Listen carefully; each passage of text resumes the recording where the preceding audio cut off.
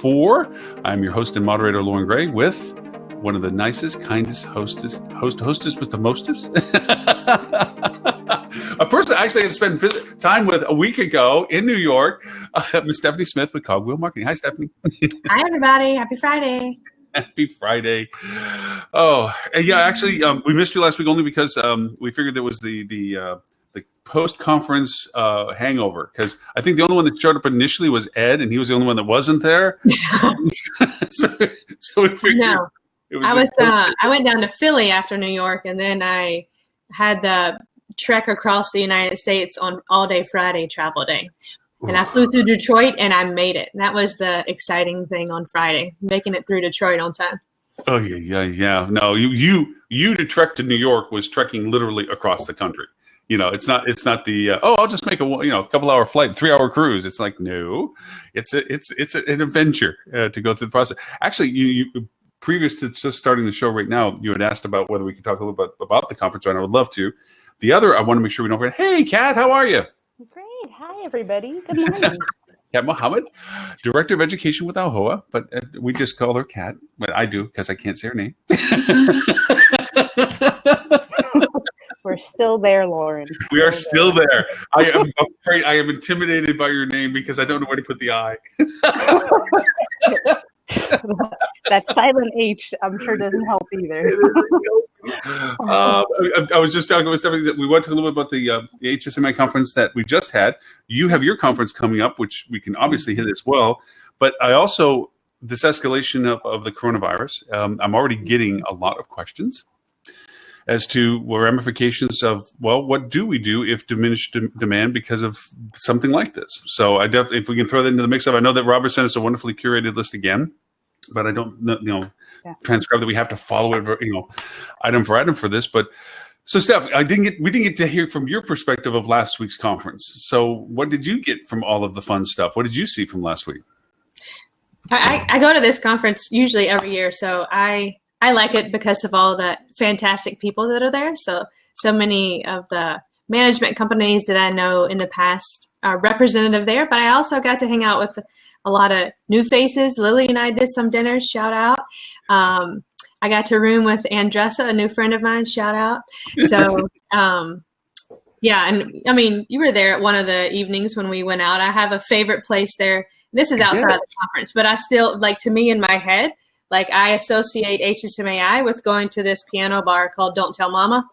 And I have been going there for 3 years. So we had a whole gaggle of people. And so, Lauren, I was happy to see you show up after your Hamilton excursion. So I have to say that I'm duly impressed with your friendship circle, because when you posted it on LinkedIn, it's like everybody's like, yeah, it's like, wow, Stephanie has some peeps, because everybody's talking about, yeah, remember this, remember that. And then for it to be such a tradition, because and Kat, sorry, when I first joined them, I never had been to this bar before. And so they're all piled in the back of the room, stacked like dominoes, because it's a small place, as all New York little bars that are fun to go to are. And the waiters and everybody else sing.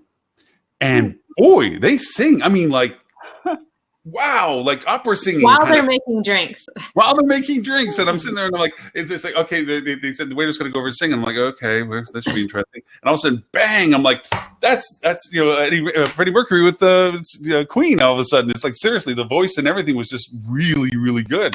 So I can see why that would be a tradition of going there for it, yes. And yes, I did go to Hamilton. Oh, look, did I mention that way, Bill? Look, oh. Well, no, the content at the conference was good too. I mean, biasly, I got to present, so obviously, I thought that was the best. Yeah, I mean, naturally. There's some nerves in there. I think it's harder for me. I think it's easier for me to talk to a room full of people that I don't know than it is to talk to a half where I know half the faces that are looking at me. Including the VP of Digital for Marriott sat about 2 feet in front of me as I was presenting. So, yeah, thanks, Alex. Yeah, and here's the thing. So I go in there with my 360 camera, long stick, waving it around to get video of her, so she has some sizzle reel. And I asked some questions at the very end and so forth. And at the very end, when she was all done, I go over and say, "Wow, that was really great." And she says, "Did you ask any questions?" I'm like, "What?" "Yeah." She says, "Oh, I was in the zone." So just as a hallmark, Kat, when you bring her in and she does a presentation, she gets into her own world. Yeah, you have to, in a way. I kind of black out, and then I like wake up into consciousness, and I'm like, oh, it's done. I don't know. Dedication. That sounds like full commitment. She was great with the answers, the Q&A and so forth. She was rock solid. And because you may not have remembered, I actually recorded that, and that's the second video I got to send to you. I have the one video you saw with everybody's clapping, saying "Yay, you!" And then I have a 6-minute video where I'm waving it around the room, so I get everybody's faces and everything else of people listening to you answer the Q&A. So, and Kat, you did great. You asking me a question, as you know he does, Kat, where it's like 16 questions. Piled together in one. Yeah, at lightning speed. I think I heard half of the second to last question. Yeah, exactly. You know what I'm talking about. So he did that to me, in front of like 50 people. So. Oh, it was more than that. There was more people than that. I think it was a good 100-ish that was in the room. When you see the video, you'll see you were full. I thought you were blacked out. Yeah. Whoa, yeah, you were in the zone. You didn't. Yeah. So, I was really curious, Stephanie. I don't know if you participated in that lightning round. I saw that Tammy had done a post about it on LinkedIn, and that sounded like it would be a really intense moment.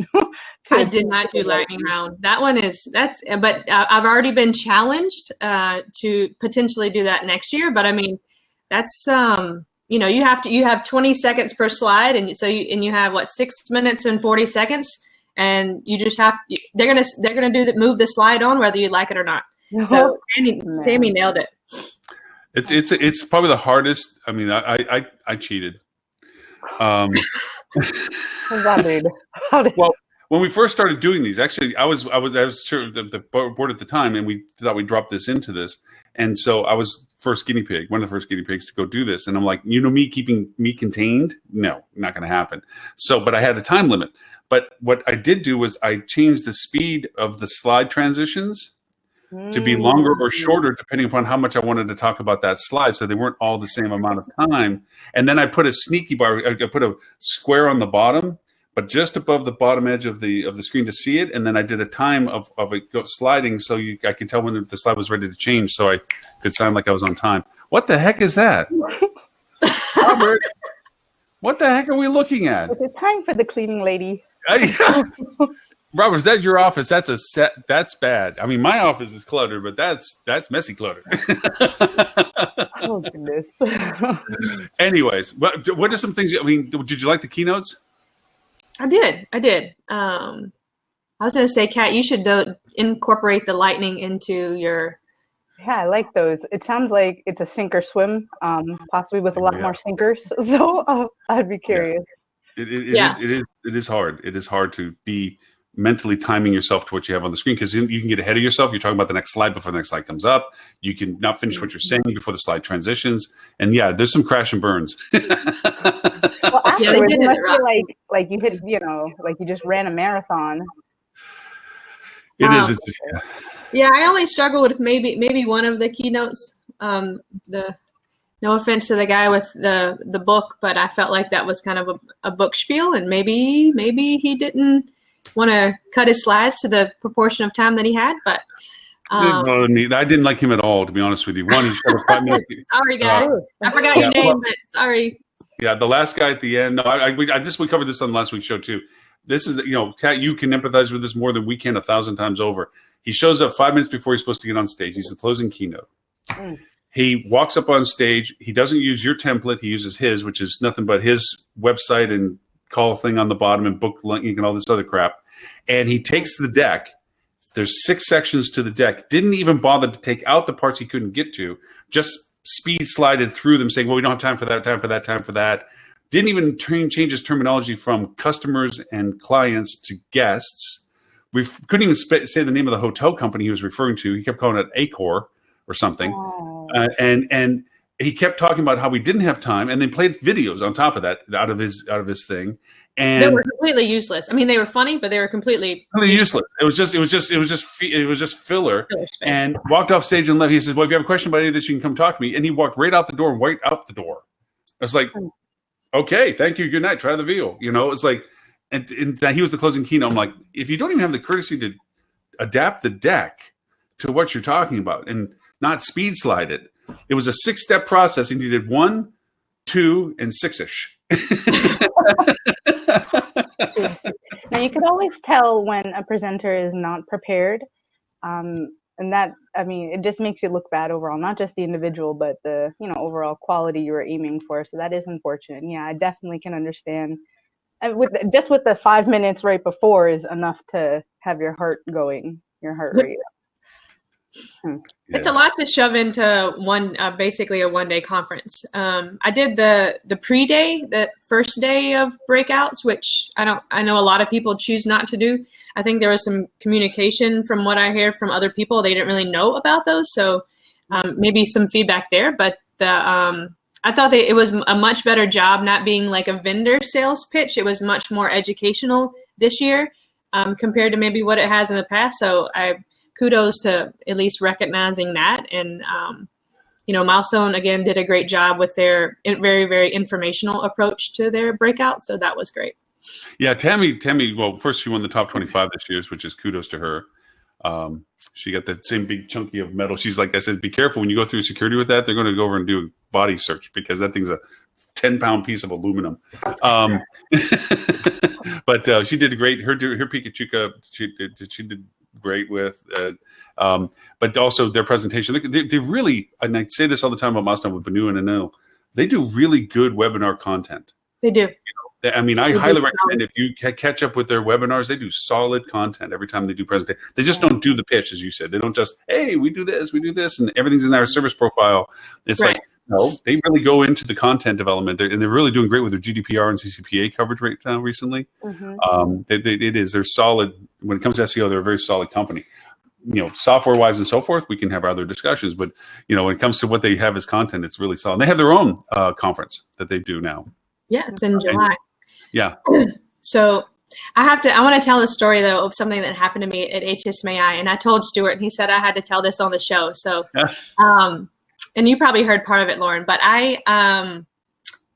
when I was going to the breakouts the first day, I went to registration, and you sign into the computer, and I set my phone down. So I then go onto the bathroom. I'm talking with some friends. I go to my first breakout. I sit down in the breakout, and I said, where is my phone? So that panic that ensues when you're like, where's my phone? And I'm like looking all over. I can't find it. And at that point, you start going, where did I have it last? When did I have it last? So I'm starting to backtrack. I'm going back to the bathroom. I'm going back. I'd had lunch in the restaurant. So then I'm going to, the registration desk, and I'm in all this panic, and nobody at the registration desk has seen it. So I don't really know what to do at this point. So I try to go up to FedEx just to use the business center so I can use the thing to see if I can do the Find My Phone app. Well, of course, I don't have my phone and my credit cards are together, so I can't put my credit card into the computer to use the internet. So I have to go all the way up to my room, log on, and I'm emailing my husband. I'm like, turn on the Find My Phone app, start pinging my phone. So he goes on there, and thank goodness he's actually fairly responsive for once. And he says that, of course. Hey, for husbands all out the world, we're always responsive, just not timely. I've turned off, I like to go and turn all my apps off on a regular basis. So, of course, I've turned off my GPS on my phone, and it doesn't work. So the Find My Phone isn't working. So he's doing that thing where it's making my phone blow up. So I go back down. I end up talking to the lady in the bathroom that's cleaning the bathroom. She was so sweet. She let me use her phone. I call my husband so that I can be like, tell him what's going on. I don't know how much time has elapsed when all this happened. Then I go back to my room, and I'm like, well, I really don't know what to do other than sit here and, hopefully someone, like emails me or my husband, I don't know at this point what's going to happen. So then I get an email from my husband. He was like, the lady on the 4th floor that I'd been talking to in the bathroom, she has your phone. So I'm like, okay. So I go back down there, and they left it at registration. She had figured it out. But what had happened was, and she had called my husband back because she went through all the numbers that I called, including my phone, and just started calling all the numbers that I had called to let them know what happened. Wow. But somebody from the conference, and I told them, they knew who it was at the registration desk, but I said, don't tell me who it is, had picked up my phone and took it with them to the breakout. What? Oh, wait, I left out the biggest part. In the mix of all this, I call lost and found. They don't answer, lost and found. So I have the bellman call from a different number. And the guy was like, I'm on break. Call me back in 15 minutes. And hung up on me. And I was like, will you at least hear what I've lost? And he's like, well, I've been on break for 15 minutes, so I probably don't know what it is anyways. So I know it's union, but he wouldn't even speak to me. Wow. So the lady, thank you to on break. people that was cleaning that went through the extra effort, but lost and found and union, like that was just not cool. So, and not cool to the person who decided to take my phone, and when it was pinging throughout the entire breakout, chose to continue to hold on through it till the end of the breakout. And you don't know who that person is? No, Julie knows who it is, but I said, don't tell me. First rule of anytime you find anything like a phone is you immediately like, who did I last see standing here or whatever it is? And then to your point, go find lost and found, because that's the first thing most people do is they're going to say, what's the traditional way of finding something? Hopefully somebody turned it into that traditional way, like lost and found, front desk, whatever, and then let the conference organizer know, it's like, hey, I found a phone. This is where I found it. If anybody's asking for it, I'm going to lost and found to give it to the hotel in case they're reaching, that's what you do. It's because everybody knows that. Like common sense, right? And it's pretty clear that when my ID is sitting right there beside my phone, like you just say, oh, let me see if this person, I actually know whose phone it is because there's a picture ID sitting right there with it. How hard is that? Hey, when you find out whoever it is, let us know. We'll go take them out. I don't want to.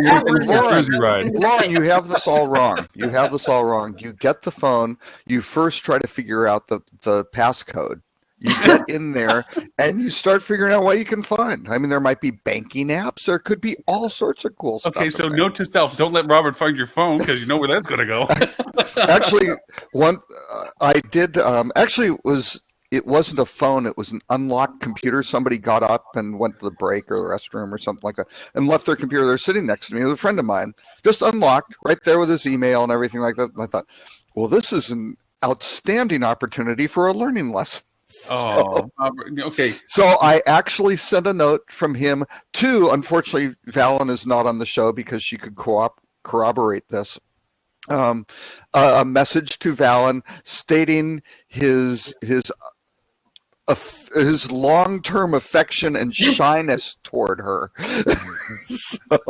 so I sent that to her, and she was sitting kind of behind me, so I was kind of keeping an eye on her. So I send you can see she kind of looks at her computer and she goes, "What?" So anyway, I then let her know, and so we had some fun at his expense. But you have to be careful with your equipment at these conferences. Folks. One, I will not sit beside Robert. Two, heck no, I'm not going to leave my thing unlocked when he's around. Anyways. Let me also comment, because you gentlemen do not know, but women's clothing does not lend itself well for pockets and things that place your phone in. They make it very difficult to have anything. That is a personal choice, the fashion versus functionalities spectrum there. Actually, I saw a woman, they now have what's called a phone purse, or what she called it, a phone purse. It just literally is a sleeve that holds the phone with the strap. And like you said, the credit card. I had never seen something that small where it's just literally the phone and the credit cards and so on. That's pretty cool. But then again, from a safety security issue, it's also probably, something somebody can grab or snap off of your. It says there's no real good solution for us as long as we carry these blocks around saying this is what it is. Pocket. And Lauren, it's just one of those. It's a great way to introduce our new sponsor, and Lauren will put a link into Louis Vuitton, and it's available for only $3,700. And just click on the link, please. I do. One thing though, Stephanie, is like with the Apple Watch, I really have come to rely upon this as being my second savior when it comes to. I don't now sometimes like when I walk out at night the watch is the phone. It's my wife can get me on it and so forth, and I don't lug my phone around near as much as I used to, and I can find both either way, and it's kind of. I don't know, just it's turned into that convenience. So hopefully, Apple will go over and make sure that with the implants that we don't need to carry a phone anymore because we'll just have a brain, little chip in our brain or something. But yeah, no, it's funny as long as we still have to carry those things around. There's always going to be this, and the more we rely on them is crazy. I mean, literally, it's our method of payment, it's our identification, it's our boarding pass, it's everything. It's all that kind of stuff. Hey, with that in mind, so as a closing for the conference, was there anything? I mean, the other negative I have to say is that we last week talked about the fact that Google was kind of like a meh.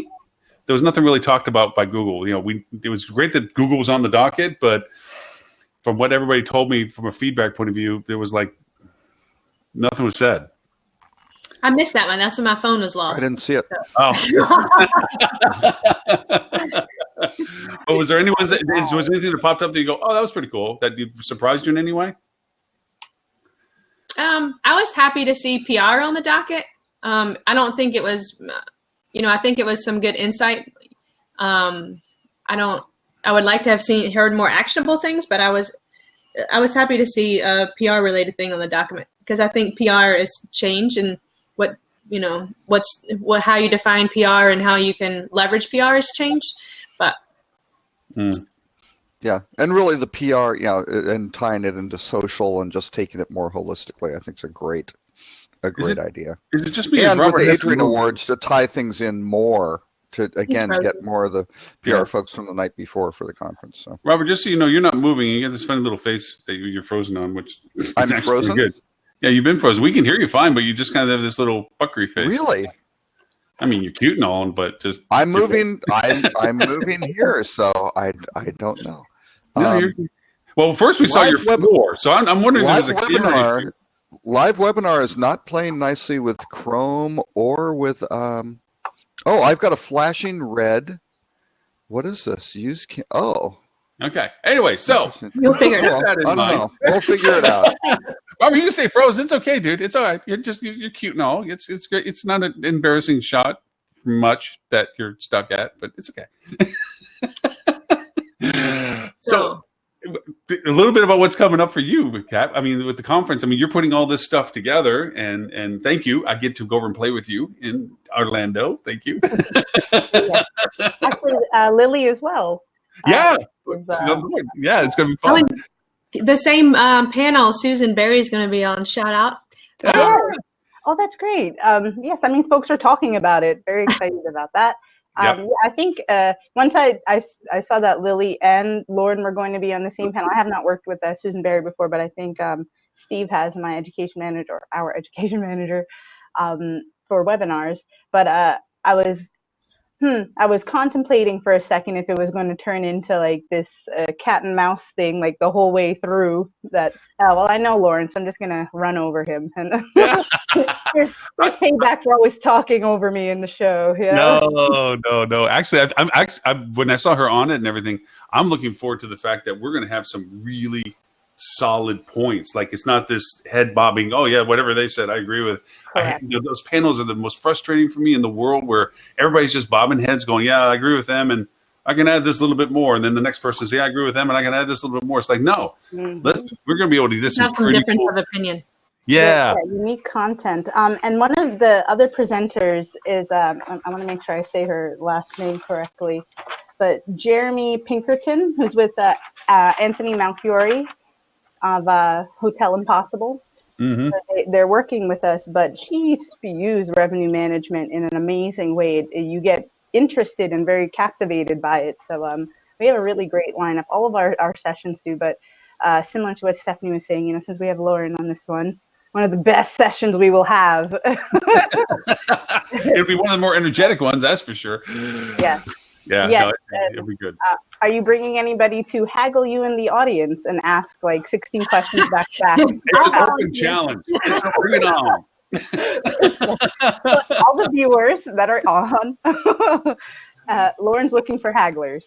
Come on, bring them on. You can't do it if you're not expecting for it to be done to you, kind of thing. And I always approach, and then do this when I ask questions, is, okay, you're on stage for a reason, so I get to ask you questions. Because you're the one that's conveying the information, so I get to ask those kind of questions, which are really long-winded, and yeah. Really long-winded. Yes, we're in the midst of finalizing our speakers, but this year one of the things we are doing that is brand new, never been done before by AAHOA, is we are having an investment conference within our convention. So we've dedicated half of day one of our education sessions to AAHOA's Investicon, first ever.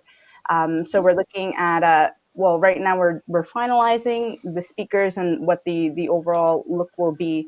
But there's going to be some case studies of an acquisition project, a development project. There'll be a panel on investment strategies, an industry update of just what the investment climate is looking like. So we are hoping to establish ourselves in that space, but also for those of you that have attended the AAHOA conferences in the past, oftentimes our content kind of stayed at that 101, 201 level, and we wanted to offer something that's a little more sophisticated as our members have evolved and are looking for more challenging content. So we're hoping to meet that need with this.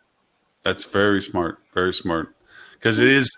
We've actually, ironically, because of what Holly and Dan Waxman are doing with HSMAI, we've had the discussions like we have to advance it off the mark. If anything can be said about the conference, is there seems to be repetitive topics, different faces, different people, but same context. You got to understand the value proposition of revenue and marketing, PR, whatever, sales, but it never gets past the point of the introductory level. Mm-hmm. It's always talking about the necessity of it, but they don't talk about the methodology of it. And it needs to be, we need to bring into context a more advanced conversation for those who, as you said, are doing it, that have matured into the space and they're needing the next level of understanding or the next iteration of what they need to do. So it's very smart that you're putting that into the context of the conference. That's smart. Yep, absolutely. Were you in the AAHOA team at Alice this week?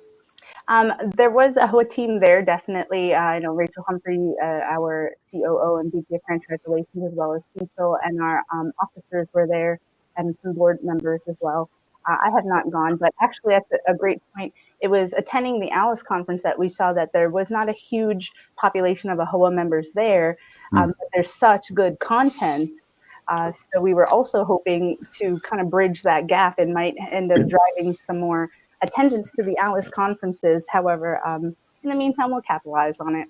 Mm-hmm. If you want it done right, you do it yourself, right? Yeah, so. Slightly reinventing a wheel, but it's an AAHOA wheel.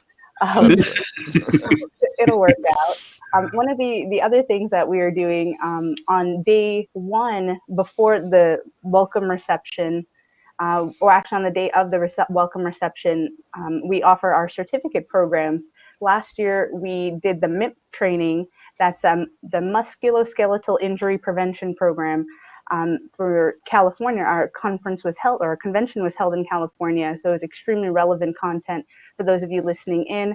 That regulation required all housekeeping staff to go through MIP training, or injury prevention training, and it has to be done every year and it has to be recorded. So the whole process of it needed to be explained to the owners as well as their staff, as well as the actual training needed to be implemented.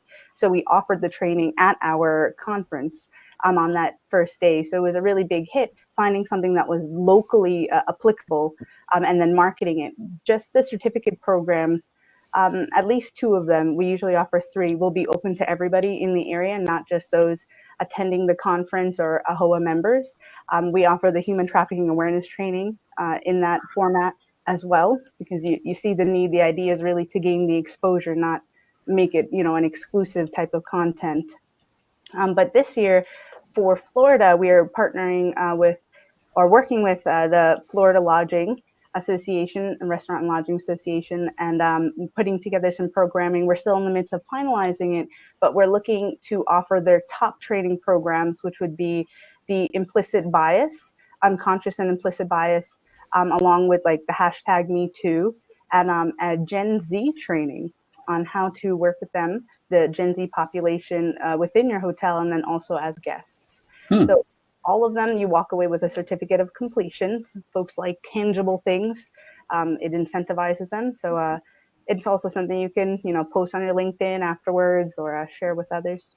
Hang it in your office in a lovely frame, I'd be curious to do the Gen Z training myself, because I struggle with some of the boxes that people get put into, including myself. I'm technically born in 81, so I'm a millennial, and I feel like I don't identify with the millennial, but it's you have to walk a fine line to make sure you're not stereotyping in the wrong way, I feel like.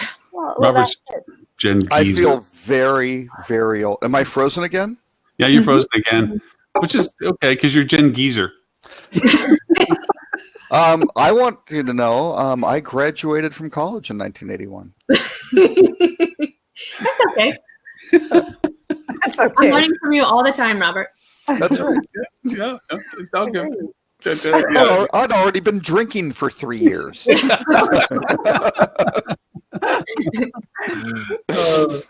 From a conference perspective, Kat, when you're looking to solicit people for participation, obviously AAHOA has its own following for its own reasons, and people come for the things you put out as outlines. How do you expand that audience? How do you look at making people more aware of the value proposition of what AAHOA is doing in these conferences beyond the membership perspective? And when you're saying sourcing, as in deriving our content and sourcing the speakers? Yeah, and also from that focus, how do you get people that aren't as familiar with what AAHOA does, or as a participant of AAHOA, to be interested in what you're doing? How do you expand that voice? So I'd probably say the easiest way to bridge that is going for what is hitting the pockets of folks within our industry the biggest. Either it's going to hit them with potential lawsuits that we see on the rise, or it has with things that we're already seeing happening with brand changes and PIPs coming up, or different compliance and regulations that have to be implemented by a certain date. But really, it's keeping our finger on the pulse. Things like this, actually, the list that Robert sends us, I share with our education team, because it's all really great content related to the industry and it's relevant. But with that, we use data analytics of what's going on in the industry, what we hear from our attorney partners, from member calls that we get in here. So once identifying where the demand areas are, we produce content on that and source the best subject matter experts that we can get. And we use the content and the names of the individuals to really market. So one, it lets the non-AAHOA world and AAHOA world know what we're doing, but leading with the fact that we have the content that they need for their businesses or even their personal development, and that we have qualified speakers that will be able to touch on all the topics they need, but also address those questions. You were mentioning earlier how well Stephanie did with the Q&A. When I'm sourcing speakers, that's one of the biggest parts that I look at. Yes, you can easily practice what you're going to say, but that Q&A can really throw you for a loop. And like, you're perfect at doing that. You're like, what is the biggest loop I could throw in this moment? So you really need to have someone with experience, and the Q&A is where they're on the chopping block, essentially, and your audience can tell whether or not they're yourself or not. Yes. Yeah, absolutely, and that makes a difference. So over the years, we've done a great job of drawing a very defined line in the sand between vendors and pitches and true education, keeping it strictly academic. That has raised our reputation drastically, actually, by keeping those very separate. And two, by the quality of the content and our speakers. All our speakers are open, as you've seen, Lauren, to communicate after the session that they speak on. So they prove themselves to be resources in addition to just knowledge and content experts. Well, because I mean, again, it sounds like over-flattering, but your organizational skills as to how you produce your conferences for any time I've gotten to participate are absolutely outstanding, because you don't leave it to the whims of choice. You don't leave it. You have a purpose, what you put stuff together with. You have a direction you want the conversation to go, where so many other conferences I get invited to be a participant in, sometimes they're like, what do you want to talk about? Or, we think we might want to be doing this. And it's so rambling in some ways. And then, obviously there's also the follow-ups where, you never miss the fact that you have the decks already before they present, where sometimes some of the other conferences tend to be a little loose, like you never get them, even if we're told you're going to get them, and they don't even get reviewed before the person goes on stage. And all of a sudden you're sitting back going, this is not what they were supposed to be talking about. And they're off on their sales pitch on a stage, So you guys never have those problems, because as soon as you say, hey, congratulations, you're being invited, boom, this is what's going to happen next. Boom, this is who you're going to be working with. And it's awesome, because it takes the stress off of it, because you know the direction you want us to go. You'd say, this is what you have to work with. This is who you're going to be working with. This is when we need this. And you feel, okay, good. This is all the stuff that makes conferences so successful with you guys. Well, and actually a question to Kat. So how far in advance do you require the decks? they're presented? Like, We usually do it for the convention, just a little over 30 days. The only one that we accept same week is the industry data, because we want the most current data possible. Right. But otherwise, the content for the other one, there's no reason 30 days in advance it wouldn't be relevant at that time. And honestly, most of the sessions don't really have a PowerPoint. Often the slides, I mean, the panels are just headshots on a slide. okay. So I would say probably 25-30% might actually have content slides. You have time for legal to look at them. Everybody gets their Well, input. we have a bonus with Rachel Humphrey. One, she's our VP of Franchise Relations. She oversees education. She's our COO, and an attorney, so a non-practicing attorney. So There you go. you in-house. So reviewing, it's always a legal eye in addition. You may want to rephrase this particular point. Yes. No, that's great. I spoke at the National Association of Corporate Directors last fall, and yeah, it's amazing the difference for kind of the typical hotel conferences versus kind of the professional organizations put the thing. Yeah. I mean, actually, I should say Focusrite, just a plug for that conference. I mean, that review is pretty thorough. And we give the speakers a lot of input. And when they start doing sales pitch stuff, you just go, no. And they go, well, no, we really want to. It's like, no, that's not it. We'll pull you off of you can't do that or whatever. And there have been some egos hurt by that, where I have never had somebody correct me. Well, if your commas are incorrect, buddy, if you spell a word wrong, I'm sorry for right. used it before. You go, well, it's a first time for everything. Yeah. Right. So, and what's funny is those are often the educators or the ones that produce these things frequently. But back to what you were saying, Lauren, it means we're also doing a very good job that you think we have never encountered the issue of people sliding in their own slides or trying to promote themselves or, hey, we didn't, we deleted that slide. How did it get back in? Yeah. There's, I wanted to just update my presentation. Can I give you the new one? On the day of. Yeah. We definitely get those. We just do our best to, I've yet to see it. You guys do a phenomenal job. It's in that sense. But I think the key element that when you were talking about how you did this, you look for content experts. So often these conferences are looking for paychecks or checks. sponsors. Yeah. Oh, yes. That's the word. And a lot of times not the most qualified person sitting on stage when they're doing that. They're there because their relationship value or what have you, or they're talking about something that their team did, but not they themselves. So they can't do like what Stephanie knocks it out of the park with Q&A, because they don't know what's beyond what they were told to say because they don't do it, So there is that defining difference. And for you to use that as a criteria, that's outstanding because it is truly the testamental to have sit in front of a room full of people and not know what's coming. Yeah, so definitely engagement as well. Oh, well, we definitely want to set our speakers up for success. It's a reflection of how our department functions and the organization overall. And I mean, we try to get our kudos everywhere we can. But in some of our surveying, we asked members how they find out about our events and different things going on. And the number one response is always word of mouth. Even though we have so many emails and social media posts, WhatsApp, I mean, we go through so many different channels from our PR and communications team. But at the end of the day, it's still word of mouth. So that includes industry partners and the folks that we work with to our members and our non-members. So the way we treat our speakers will reflect in how they speak about us externally. Yeah. But I also think the AAHOA convention, and feel free to correct me, but just based on my old company and things like that, I feel like it's also a networking convention, just like HSMAI is a part networking for me. I feel like AAHOA has a very large networking component in terms of, owners getting together and sharing notes and things like that as well. Agreed. Yeah, no, you're absolutely right. Networking is something they've also identified through our surveying as being very important to them. They like education, professional development, but networking opportunities. Similar with Alice, you see for their summer series, I've gotten the opportunity to attend those. They do a 30-minute break midday, and then there's the reception in the evening. During that 30-minute break, if you walk around the room, you hear deals taking place. You hear the beginnings, the middle, the end of a deal actually concluding.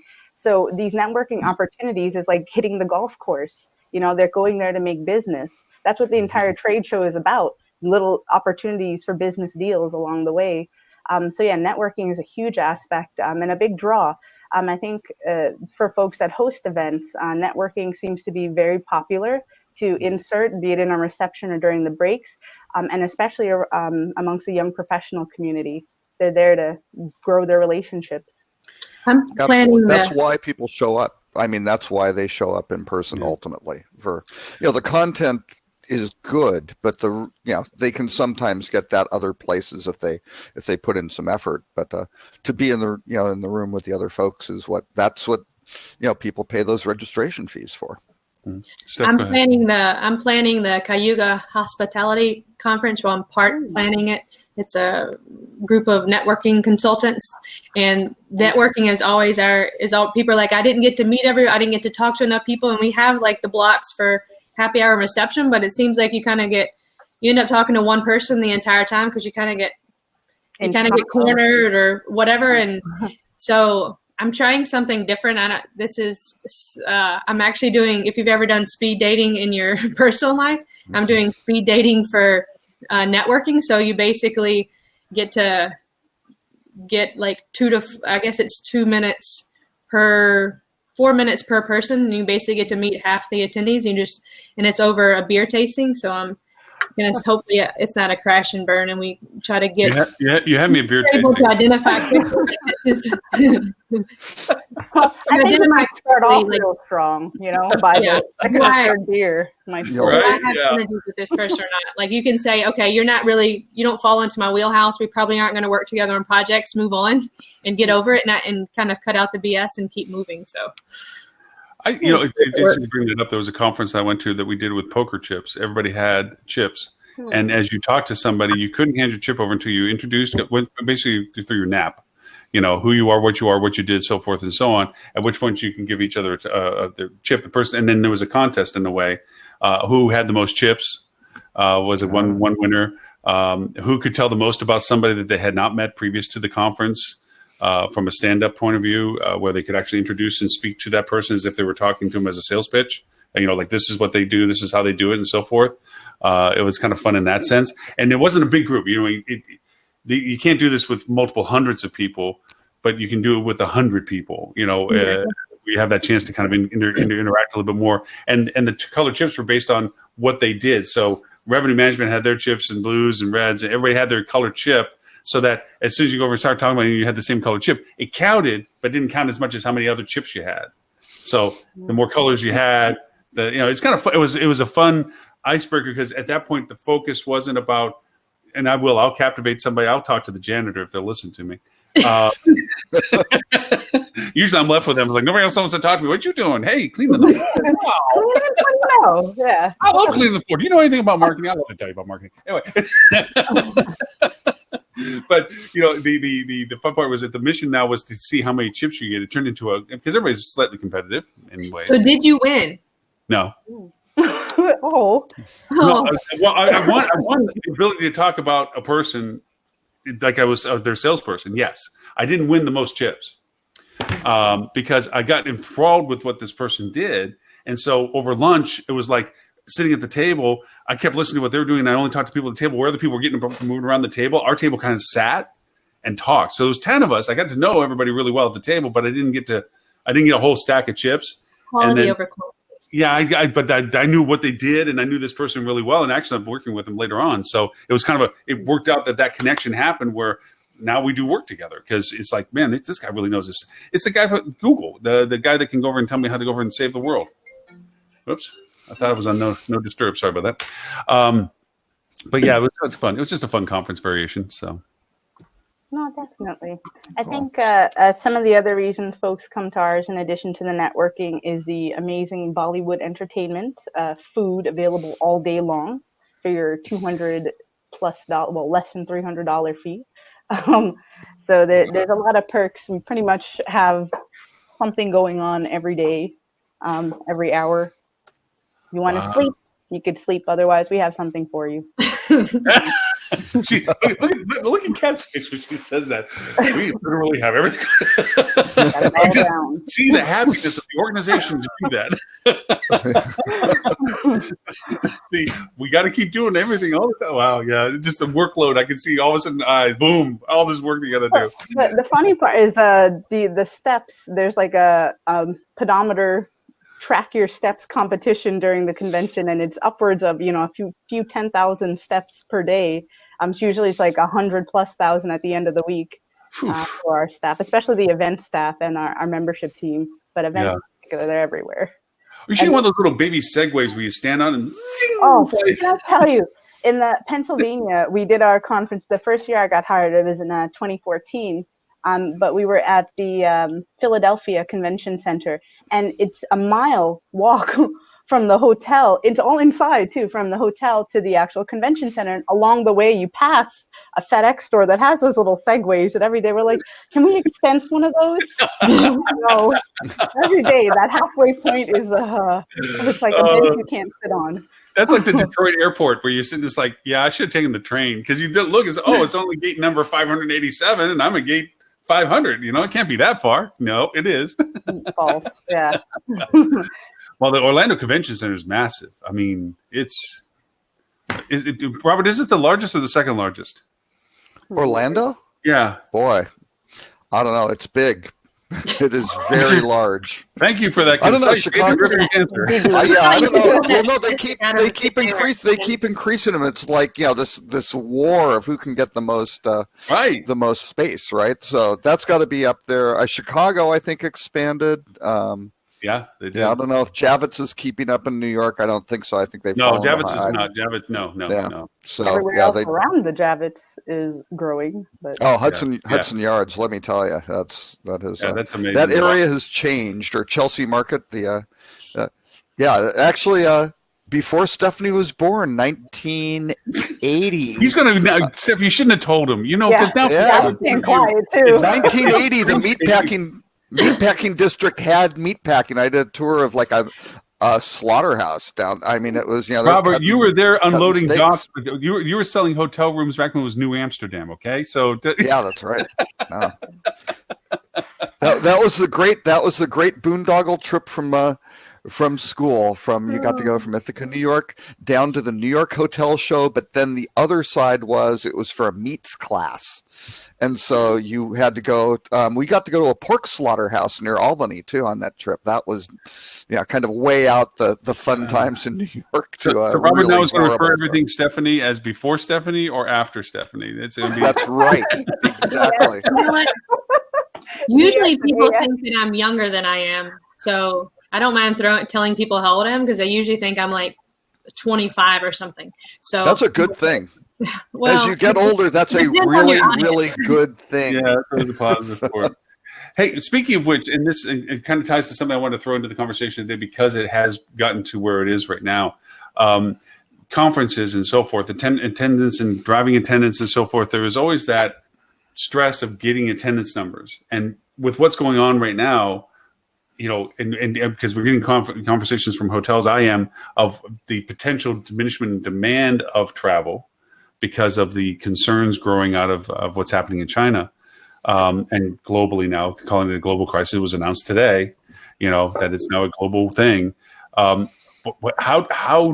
is there a fallback? Is there oh my gosh, we got to do this differently because nobody wants to get here? I mean, do you have a safety net for any of the stuff that you do with the attendance ratios and so forth? I mean, that's a scary question. I know you don't have to answer it, but I'm just saying that's scary stuff. I know that was to me, but I actually had a thought similar to that with the HSMAI conference being in New York. With Javits, we saw that too with the challenge of room rates locally. So if you're doing anything that's more than a day, it really is pressing on pockets. So location definitely makes a big difference. Our California conference, even how we budgeted for our speakers, is different than Florida or some of the other areas we've been in. Nashville. Nashville's a little pricey too. But sometimes you can't get around that. We're getting to that point too where we're so large we can only fit in certain convention centers, and we have to rotate around the country because of the how our members are distributed. So some of it's not an easy fix. The most we can do is, as we're going along, if we continue seeing attendance dropping, is to start looking at virtual options. This year, we're testing on a virtual conference. I'm sitting on, I don't know if you've heard of Matchbox, but they've been recently created, and they are completely in the virtual conferencing space as providing a solution as well as helping you with the development and implementation of it. But that will be the next wave of attendance for different things. You know, folks don't want to take that time away from their business. Some of them, like our convention right now, functions as a reunion too for folks because they're not able to see each other, or that's the one time of year that they do. So they bring their whole family, and you know, Right. it's a big to do. But without that aspect, they're taking time away from family, taking time away from business. So there are some challenges there. So I think virtual will ultimately be the way it ends up going. But you lose your vendors. You know, you lose a lot of income taking away the in-person.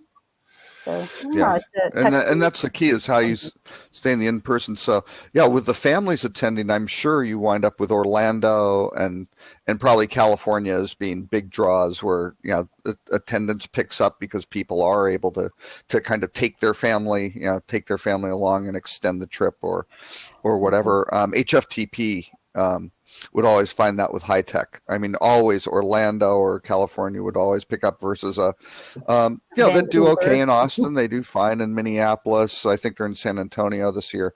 And, you know, they're drawing 7,000 people. But yeah, when they go to other kind of the more touristy destinations, San Antonio, they might do okay. But, but some of the others like Minneapolis, it kind of drops off a little bit with just fewer people taking the family. So Minneapolis you've got had lots to of build different more people. I heard that people are driving an hour because they couldn't find a hotel room within an hour of the city at high tech. Yeah, there's a scalability in Minneapolis that Oh, there's yeah. still some struggles on some of the capacity issues with it. You know, Jacksonville Nashville for the longest time was one of those cities, and where the conference center first opened up, they didn't have enough inventory in market to really handle the usability of the conference center, and now that certainly has changed because and it's right down. The location of it's great and everything. Oh, They're yeah, right behind the everybody's Grand gonna Ole be Opry. Yeah, they've done a great museum. job from an urban planning perspective. Yeah, they're very Absolutely. smart about that. And if you all are coming to the conference, High Tech San Antonio, I have a hotel there. You guys can stay at. It's really cool. You have a hotel, so you're just giving away comp passes. That's wonderful. Not you, Robert. I'm not giving you comp. Booty Not- arch. Okay. Only Fine. people that aren't frozen can show up there. No, Am I frozen again? you've been frozen, dude. It's okay. Well, no, I just so you know, for a live webinar, it comes up with an error box with absolutely no information on it. Yeah. What they say, user error? I mean, is that a? No, I don't know. It is not playing nicely. Are you guys all on Apple?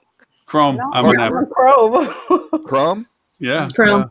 It's Chrome. you, Robert. Oh, you know Between what? Maybe I'll try regular Chrome as opposed to Chrome Beta. Maybe it's a Chrome Beta that I'm on. That Maybe normally it's doesn't between the break keyboard things. and the floor, Robert. I'm just saying. But I'm on Firefox right now and it's having problems. So I don't know. I'll try it again.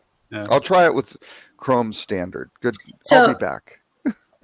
I want to go back to Lauren, your question about the coronavirus, and do you remember a few years ago when there was somebody help fill my words. There's a mosquito that was basically SARS. Not the SARS. you were hurting like people that were pregnant. Yeah. And it caused deformities in children. Yes. I mean, I was living in Florida at the time. Zika. Zika, yeah. Yep. I mean, I felt like that was, I don't think it's got as big as coronavirus, but I remember living in Florida at the time, and everyone was like, I'm not coming to Florida. I'm not traveling anywhere in that vicinity at all, because people were panicking, whether you're pregnant or not. You're like, well, if it's hurting babies, what is it doing? You know, like people didn't really understand the long-term effects of Zika.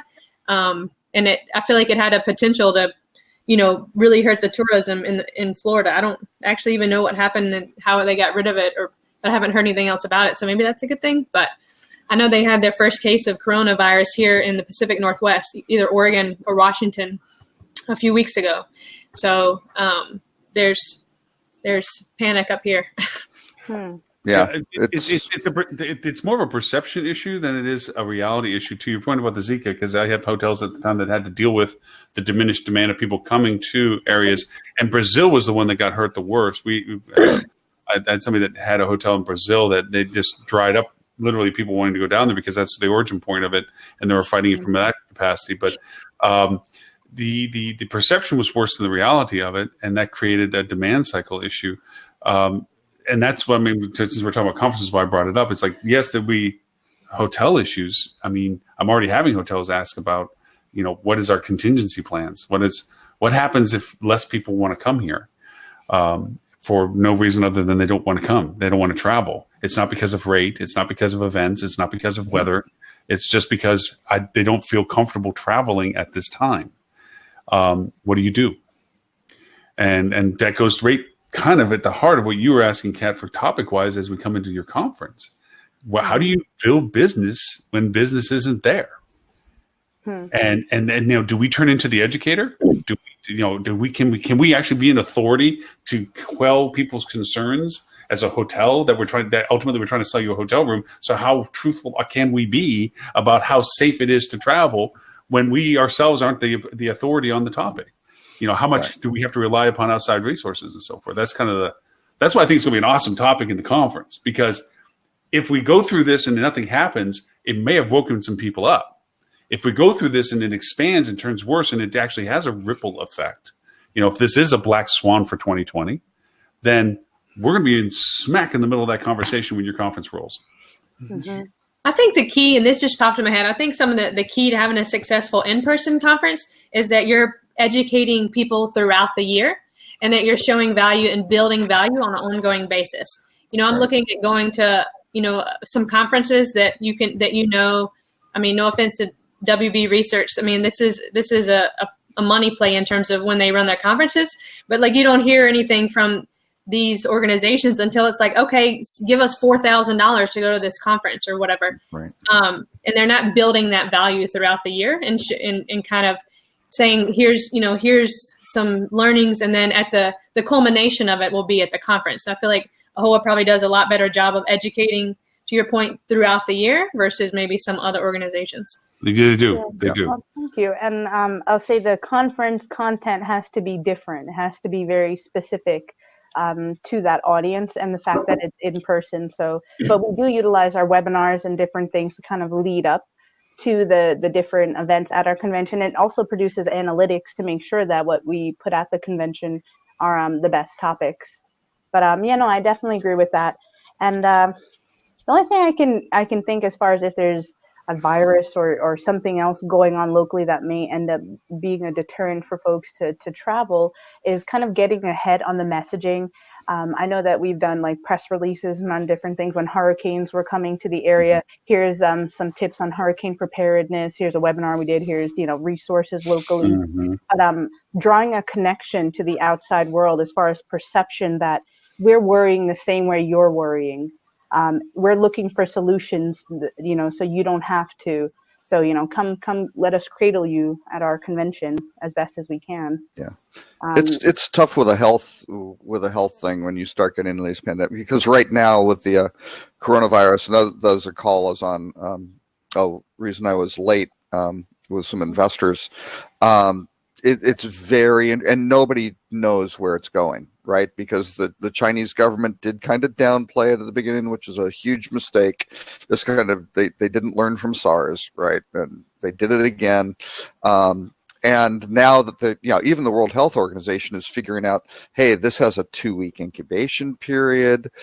First, they didn't think it was passing from human to human. Well, that's now happening. That's happened in Illinois now in the U.S. Mm-hmm. And it's going to be an interesting couple of weeks. And even the airlines, first the State Department came out and basically put it at a level 4, which is the same as, their advice to U.S. citizens to travel to Afghanistan or Iraq, right? They've now said that for all of blanket for China. Just don't don't travel there, which is fairly severe. But you look at the airlines and you go, well, United is cut down a few flights, only February 1st through 9th. Delta has gone all the way to the end of April. Now, again, they're smaller. They don't have quite the same thing, but I think they've cut out almost half of their flights, and American's somewhere. Actually, American is only doing it from Los Angeles to Beijing and Shanghai. Right. So they aren't doing some other one. And you're like, well, wait, they're still flying from Dallas. And you're like, well, that doesn't make a lot of sense. Right. So really, really divergent approaches from the airlines, who certainly don't have it figured out. Certainly Delta taking a much more cautious approach than say United. So yeah, we're going to have to see over the next couple of weeks, because again, you can't mess with this. And the best answer may be, if it does get bad, don't go to the conference. That would be a really bad thing. Right. Stay where you are. But again, I don't know. You just have you can only control what you can control. Right. Yeah. And so you got a situation like that, and forcing it can get you into some pretty bad things if you're being too Pollyanna-ish about it. Oh, everything's fine. Come here. Well, maybe it's not fine. Sort of thing. And you're giving them bad advice, trying to drum up your numbers. You don't want to do that. Ed had a great example of some of the stuff that Flip2 had done, I think a few shows ago, about kind of talking about hurricane and destinations where you're like, hey, we're fine, but not like, don't go over there where they got hammered by the hurricane, because that's, they're horrible. And now let's see if we can shift share. Which again, some of the people in the back rooms may be trying to figure out, certainly from a marketing perspective. But the messaging kind of needs to be, here's what we are, here's what we represent, and to get the folks who are available without kind of creating collateral damage, because you don't want to be the person on the news with kind of, here's an example of what not to do. That's it's hard to recover from stuff like that. So Kat, you made a very good point where you said we're worried about the same things you're worried about, kind of thing. That empathetic relationship of saying, look, we're not blind eye to this. We know that this has an impact potential or an influence on decision processes and so forth. It reminds me of the instances where they're like, when we went through that back in the early 2003, SARS was around and so forth. That's when sanitizers kicked in, where everybody had sanitizer stations and so forth. And that was just something that was like, hey guys, we know you're concerned about this. We've put up sanitizing stations, and just a responsiveness of saying, we know you're aware of this. We want to make this as safe as possible from what we do understand. I think that's a very strong point to make about these kind of things. And now, do you plan on doing any live coverage of the conference, in the sense that you're recording all the sessions to use later, or that you can put onto a platform that would be able to be distributed? Is that some consideration that you guys are thinking about this year, or is that still a ways away?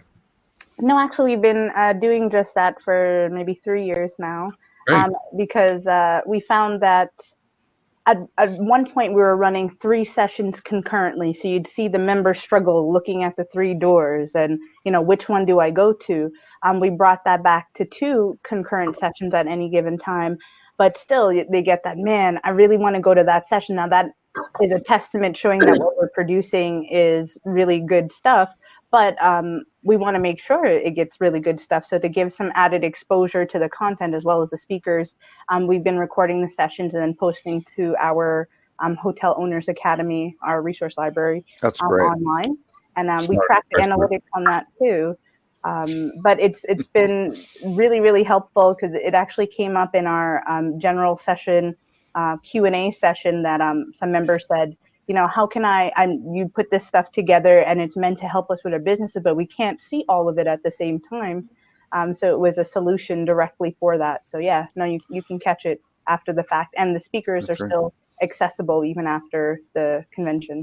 So with the 2 sessions, do you have them, the concurrent sessions, do you have them tracked? So it's like for owners versus operator or something like that, or? So they're all going to be owner-centric, but but we do try to not have competing topics. Like I won't have human trafficking next to government affairs. But so we're strategic in the type of general topics. Robert, I don't think you were on here earlier, but we are doing an investment conference in our conference. But being that the investment piece will capture a very specific audience, the other sessions that are butting up against it are very operations based. Right. So your HR, your marketing, things like that. So that we're hoping to capture different audiences, but all of it's That's going to be owner-centric, ultimately. I speak for Lily on this, Kat. I want to apologize to whoever is going against us. Boom, mic drop. They're going to have an empty room. But yeah, just saying. Yes, well, it's going to be a one-track day that time of day because Lily and I will be having the audience. Yeah, Lauren's giving away a Tesla, a free Tesla Model 3 to every Hey, I attendee. have ways to make it work. I have ways to make it work. Oprah. Yeah. You get a Tesla. You get a Tesla. You get a Tesla. Oh, actually, you're butting up against AAHOA on advocacy in an election year, but it'll be different. We'll let all the advocates go. We'll take care. No worries. Lily, that will have it. We're good. The panel we have, the topics we have. Oh yeah, it'll be spicy. It'll be spicy. Lauren, did you get the Octagon that you were able to get one of those to just I've you already can get got an the OTA and a fencing. hotelier in there and just let them fight? It's an on open match. Yep. It's we can just get some tiki torches. Independent hotelier, brand person, OTA.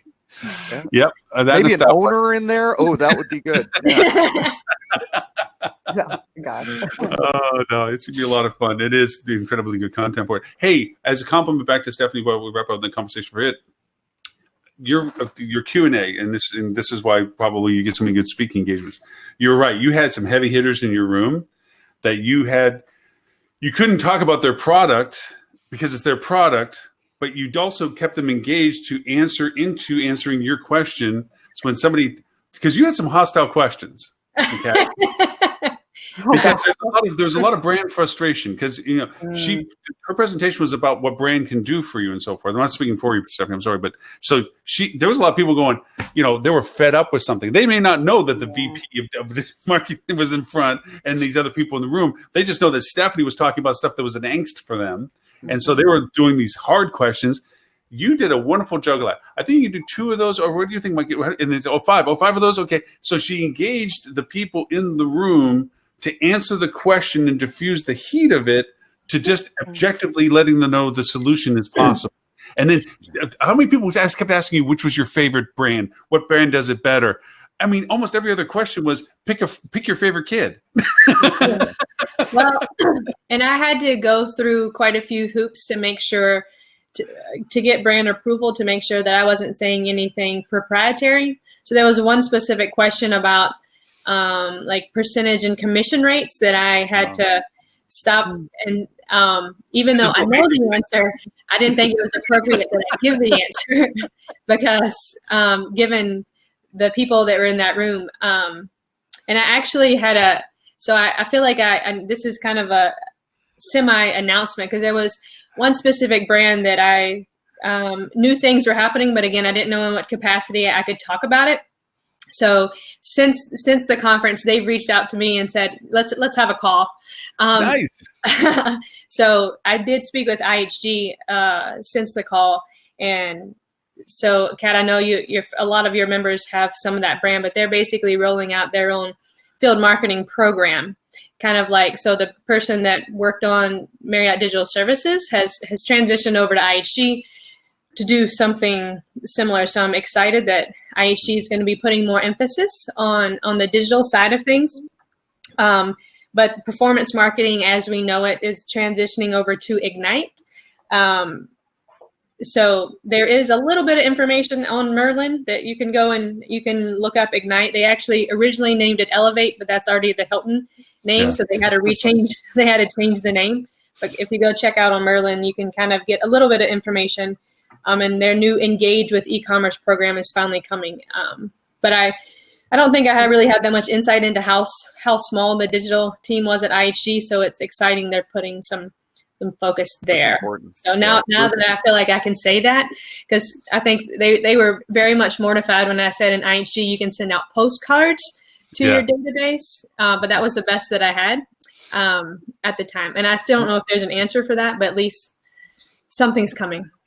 And that's when you get one of the hostile questions like, well, what else can they do? What is it? And you're like, the little matrix dodge. Yeah, those are very sensitive. When a few years back, we had a CEO panel with 10 of the brand CEOs on stage. And I mean, it was like, we were trying to solicit questions in advance, like do what we can. Exactly. You could imagine like, oh God, like what's going to come? I don't think we had any audience Q&A. Like it was. You know what you do? You put a stock ticker, right? Like in the, in the monitor, so they can see what happened with their last question, have the impact on their stock price. So yeah, that's great. Yeah, right. No, it is funny. It is funny. I complain about Google being, they didn't really add anything to the conversation. It was more of a something to have on the billboard that you had Google speaking. A lot of these companies they can't. They're publicly traded. I know that if Tim was here, he'd talk about it as in defense of them. Is that sometimes we put people on stage that just can't address the issues that are coming from the audience because it's confidentiality, it's business, and if they're publicly traded, they can't share that kind of stuff in a public forum. So it's kind of, and that goes to a wonderful balance that you guys do, Kat. And I know it sounds like I'm just like, oh, everything's great, but you all balance that you have content people on the stage, people that can go to it. Yeah. It's like that they can talk about these things. Stephanie can talk about this stuff. It's not her company that, it's not our thing. It's her company that she's talking about when she's there. She's talking about what she does, what she's working with, what she can do, running the fine line that she's not going to talk about somebody else's company. But if you put ISG in your position, they would have just the same hostile questions and they couldn't answer any of them. At least you gave them some guidance, So the same with sponsors, right? They're paying for it. They don't want those, they don't want those questions. They won't take them. So yeah, you get independent folks who, can speak their minds. It's a lot better. Google though can talk about a lot of stuff. I don't think you should be making excuses for them. Right. I don't know who presented for them. But I think part of that also goes to HSMAI, where I wasn't on the conference committee this year, but in past years, there was always, we have to have a session with Google, we have to have one with Facebook, and that was about it. And they just kind of, my feeling is they may have just tossed it over to them, and it got, batted around, just given to somebody who just did it, as opposed to, can you talk about mobile or analytics or voice or whatever? And if you can, again, when you do these, and I think Kat, that sounds like what you're doing with your speakers, if you can say, this is the theme of the conference, this is what's important, here's how it fits into the agenda, and if you can provide this piece, that would be great, because you guys are leading in this particular area, that's why we've asked you to speak. Then you'll get good content, I think. But it's kind of, don't expect to get great stuff out if you aren't going to put any effort in, I think. Where's Dan? I think he might have had something to do with it. Yeah. Speaking of Dan. Yeah. Dan, where are you at? I don't know if he was the chair. He's the chair of the marketing advisory board. I don't know if he's the chair of the conference. Hey, buck stops with the leadership. That's what I say. He's in charge of the board. It's his fault. Yeah, that's right. But again, and the way they break it out is there will be individuals from the committee who are responsible for working with those various groups and to develop the various sessions and sections and make sure that they follow up. And again, if those folks drop the ball, you can wind up with a crappy session, which is not great. Out of respect for your work that you did on this, Robert, since it was 1:20 in the morning, you dumped the list out because you were working on it late last night. Well, you got to get late breaking news, Lauren. And again, there's more. I know Lauren wants to get the news out earlier, but there was stuff breaking this morning that I go, I would have replaced that one with that. At some point you gotta, You just got to let the list go. Yeah, you just got to let it launch. But no. We didn't get much to it last week because we did talk about it. You didn't do it at all, except for, I think you mentioned. I was trying to be soft with my co-host that I watched the show. That we never touched the dang topic you sent out. We hit the rut-row and we hit the boop. So we did. Yeah. Okay, so maybe not the. Forget the top story. The top story. Which, by the way, Mr. Robert, what was your top story this week? This week, I just thought it was actually a couple of them. One, Marriott signed 815 hotel deals last year. And you kind of go, wow. It was 136,000 rooms.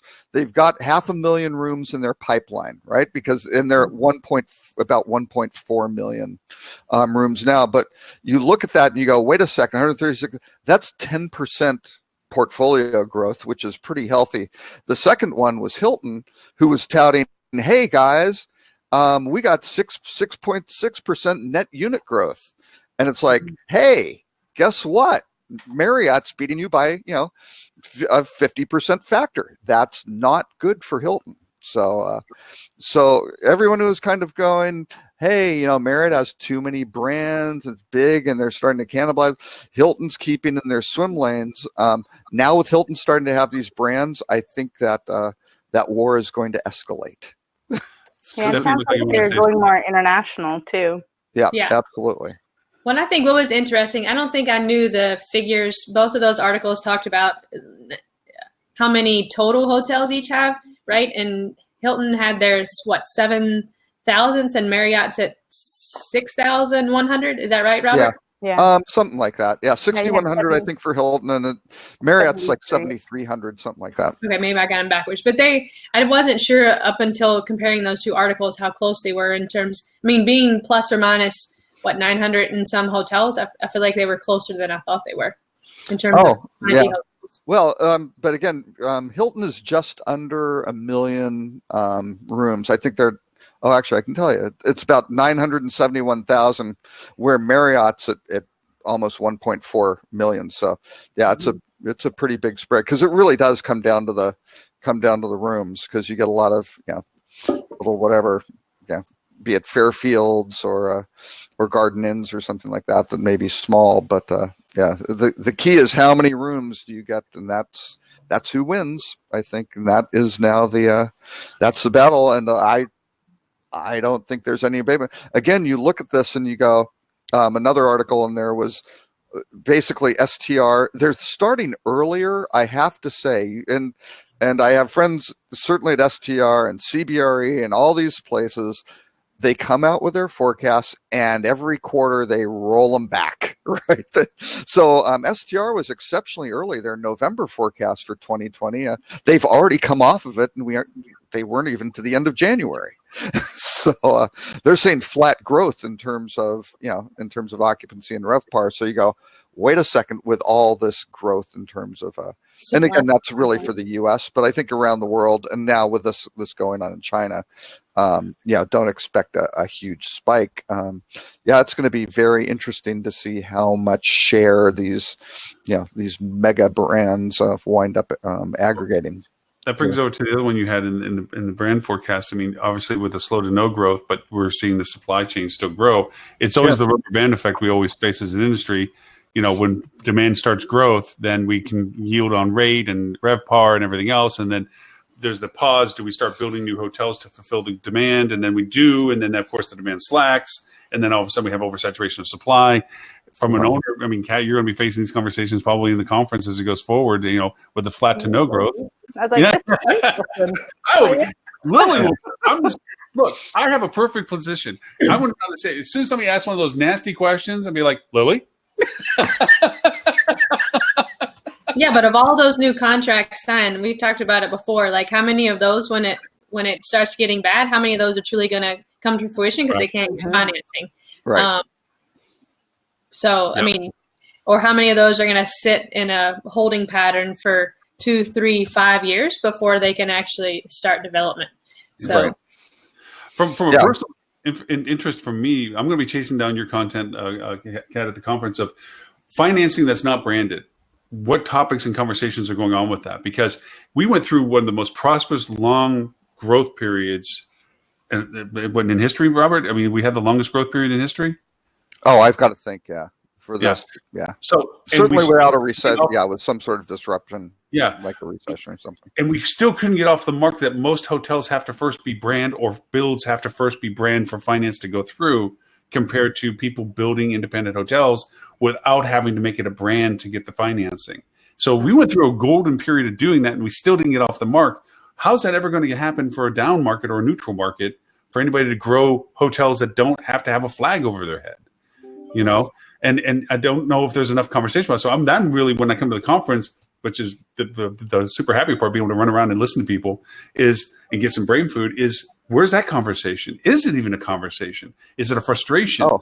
The owners are having that. The owners are having that conversation. When I was at the Dallas Hotel Conference last fall, they were definitely squawking about the the growth of these brands and kind of the impingement that they're getting in terms of, hey, we had this and now all of a sudden there's this new thing or a soft brand or something that, yes, to the letter of the agreement does not violate it because, here's the fence that was built, but all of a sudden, it's the neighbor's tree is grown over your fence sort of thing. And, you can't really cut it down. Right. I mean, it's just like you're kind of stuck. So it's going to be interesting. I mean, Marriott, I think the classic example will be New York City. You've still got some pretty good supply growth going there. Marriott's got 100 properties. Hilton only has about 15 or something like that. Yeah, but they have battleships there.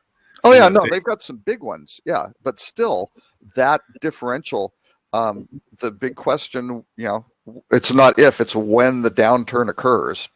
Because the markets can't go up forever. Can those brands legitimately feed feed all the kids that that are relying on them, right? Especially when they don't let them have their own websites and they've locked in all the channels into into kind of their own their own little ecosystems. And all of a sudden, if you can't generate demand because of what the value the brand brings, a reckoning occurs. I don't know. So, go ahead, Kat. You were going to say something? Oh, I was going to say also, like, the major areas that you're seeing supply coming into the market are also high areas of supply for the home sharing groups too. Absolutely. So your competition is going up right away, along with the supply coming into the market. Sure. And that's as I always say with that is dynamic supply. Yep. And dynamic supply is the enemy of revenue management because you just don't know. They don't have any sort of quality stats on what kind of stuff comes in and how it flows. They're starting to, but it's not. It's nothing you could build a solid forecast on.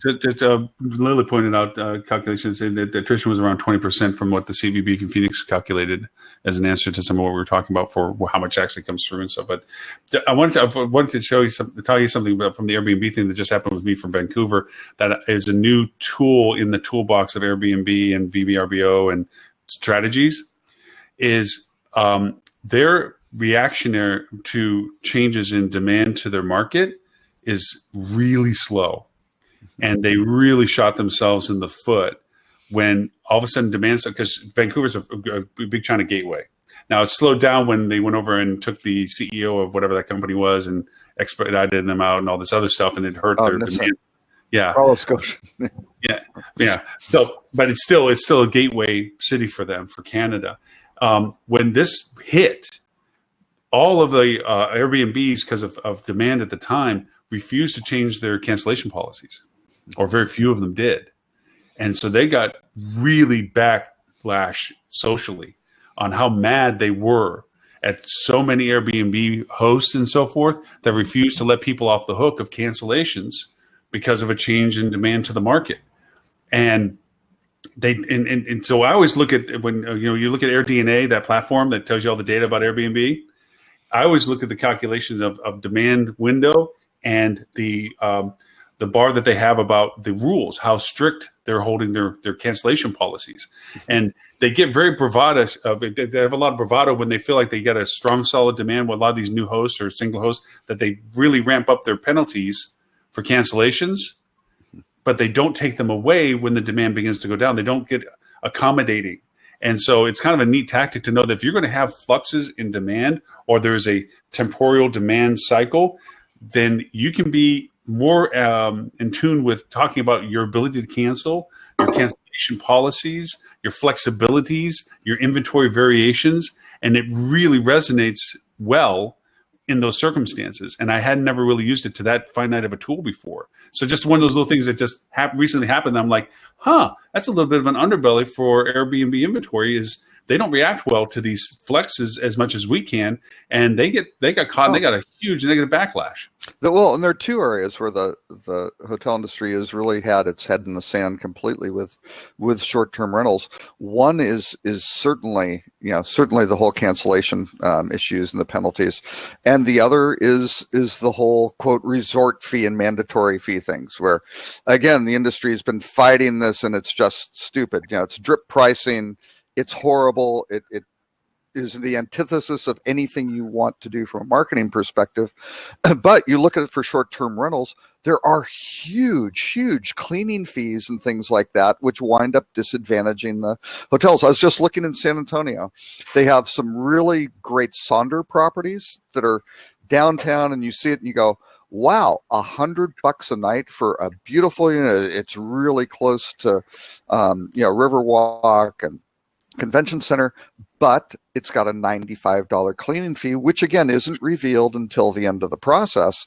And yeah, it's just like hotel industry, wake up, go say, here's the price you're selling it for. Forget the whole drip pricing thing, which does work, but is certainly a negative for consumers. And guess what? You'll be able to compete more effectively against the short-term rental players who are basically using this, these mandatory fees to compete very effectively against you because, again, it works. So, we also, and just speaking to that from a competitive point of view, we've been having huge success in adding food credit to direct channel.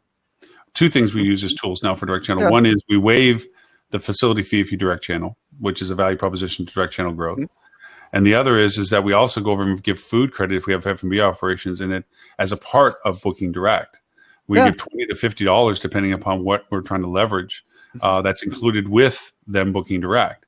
Yeah. And that is a huge influencer. I mean, you have your limited service properties that have their breakfasts and so forth. And speaking as a road warrior from time to time, those breakfasts are tiring. It's the same turkey, sausage, rubber eggs thing, and you end up as though it's nice that you have it down there, but you end up wanting to find something local. So these are value propositions that even if your hotel doesn't have food and beverage, we actually have one hotel that went to the restaurant adjacent around the corner in New York and worked out a deal that this is your credit voucher to go around the corner to this little deli and get food. Absolutely. And those are great tools to use. Again, bundling those into resort fees is just garbage. Yeah, because it's not a benefit, right? No. It's just, and Kat, for your conference, if you want anyone to debate, I have said, I will debate anyone, any place, anytime on resort fees, and they will be vanquished. Okay. We want a resort fee duel. Yes. Yeah. And what my kind of little joke is, I say I'll do that anytime, any place, anywhere. And once they agree to it, I then tell them that, oh yes, and I require first class airfare, 5-star suite hotel accommodation, and Michelin, 3-star dining. And they get really pissed off that they didn't know about that up front when they agreed to it. So I don't know. So. And only green M&Ms. Yeah, exactly. On what Lauren, on what you were just saying, we actually have another session that we're offering called "Increase Guest Satisfaction Without Increasing Expenses: How to Best Utilize Third-Party Food Delivery Services." Yeah. So oddly enough. Yeah. See, I just follow the great minds. It's not. I'm just stealing ideas from everybody. It works out well for me. But no, it's the whole ghost kitchen thing is a very powerful thing. Yes. And especially if you don't have strong food and beverage within yourself, and or you don't have the ability to scale it, then these delivery services and relationships, giving credit vouchers, we do that we do that as a credit value for direct channel that they can choose from, that they get their delivery service for free of their choice, and we give them the 3 that we are already in relationships with, whether it be Grubhub, Uber Eats, or whatever, that we waive their delivery fee if they choose that as their option for direct book. So, and you can do that as a simple slider on your own website. You don't have to get these third-party companies to come in and build this for you. You can put this into your sites and have it work. I'm sorry, Stephanie. Again, though, for hoteliers, watch out. Ghost kitchens are a double-edged sword. Yeah. If you have your own food and beverage operations, and again, maybe you're happy running a room business where you're just providing guest rooms and you've leased out all your space and you don't care what they're doing, and food and beverage just isn't an item for you. But to differentiate, I mean, Hilton just came out and said, hey, they're going to start focusing on food and beverage to differentiate their hotels. And it's like, no shit. Because what did they do at the New York? Oh, we're going to get rid of room service. Well, guess what? People don't like paying $37 plus a delivery fee for a continental breakfast. You've made it zero value. You look at guys like Richard Branson, who's sitting there going, it's not cheap, but it's reasonable. And you kind of go, hey, you know what? It's more convenient for me at my Virgin Hotel to go get a decent room service meal delivered hot in a timely manner, and it's good, and it isn't costing me a fortune.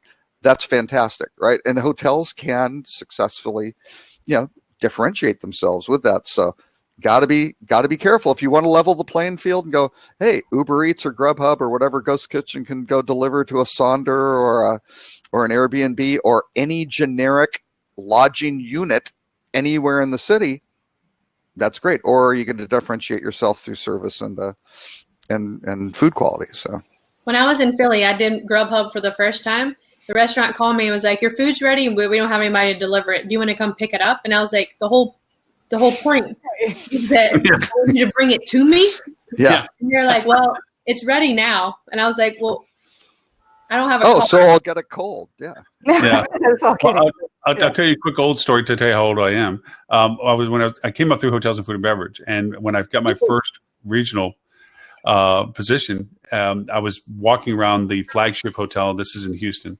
And the chef was walking me around, and we walked through the banquet kitchen, which was a huge kitchen, the restaurant kitchen, one of the two restaurants. And then there was this small little kitchen off to the side that was stacked full of boxes.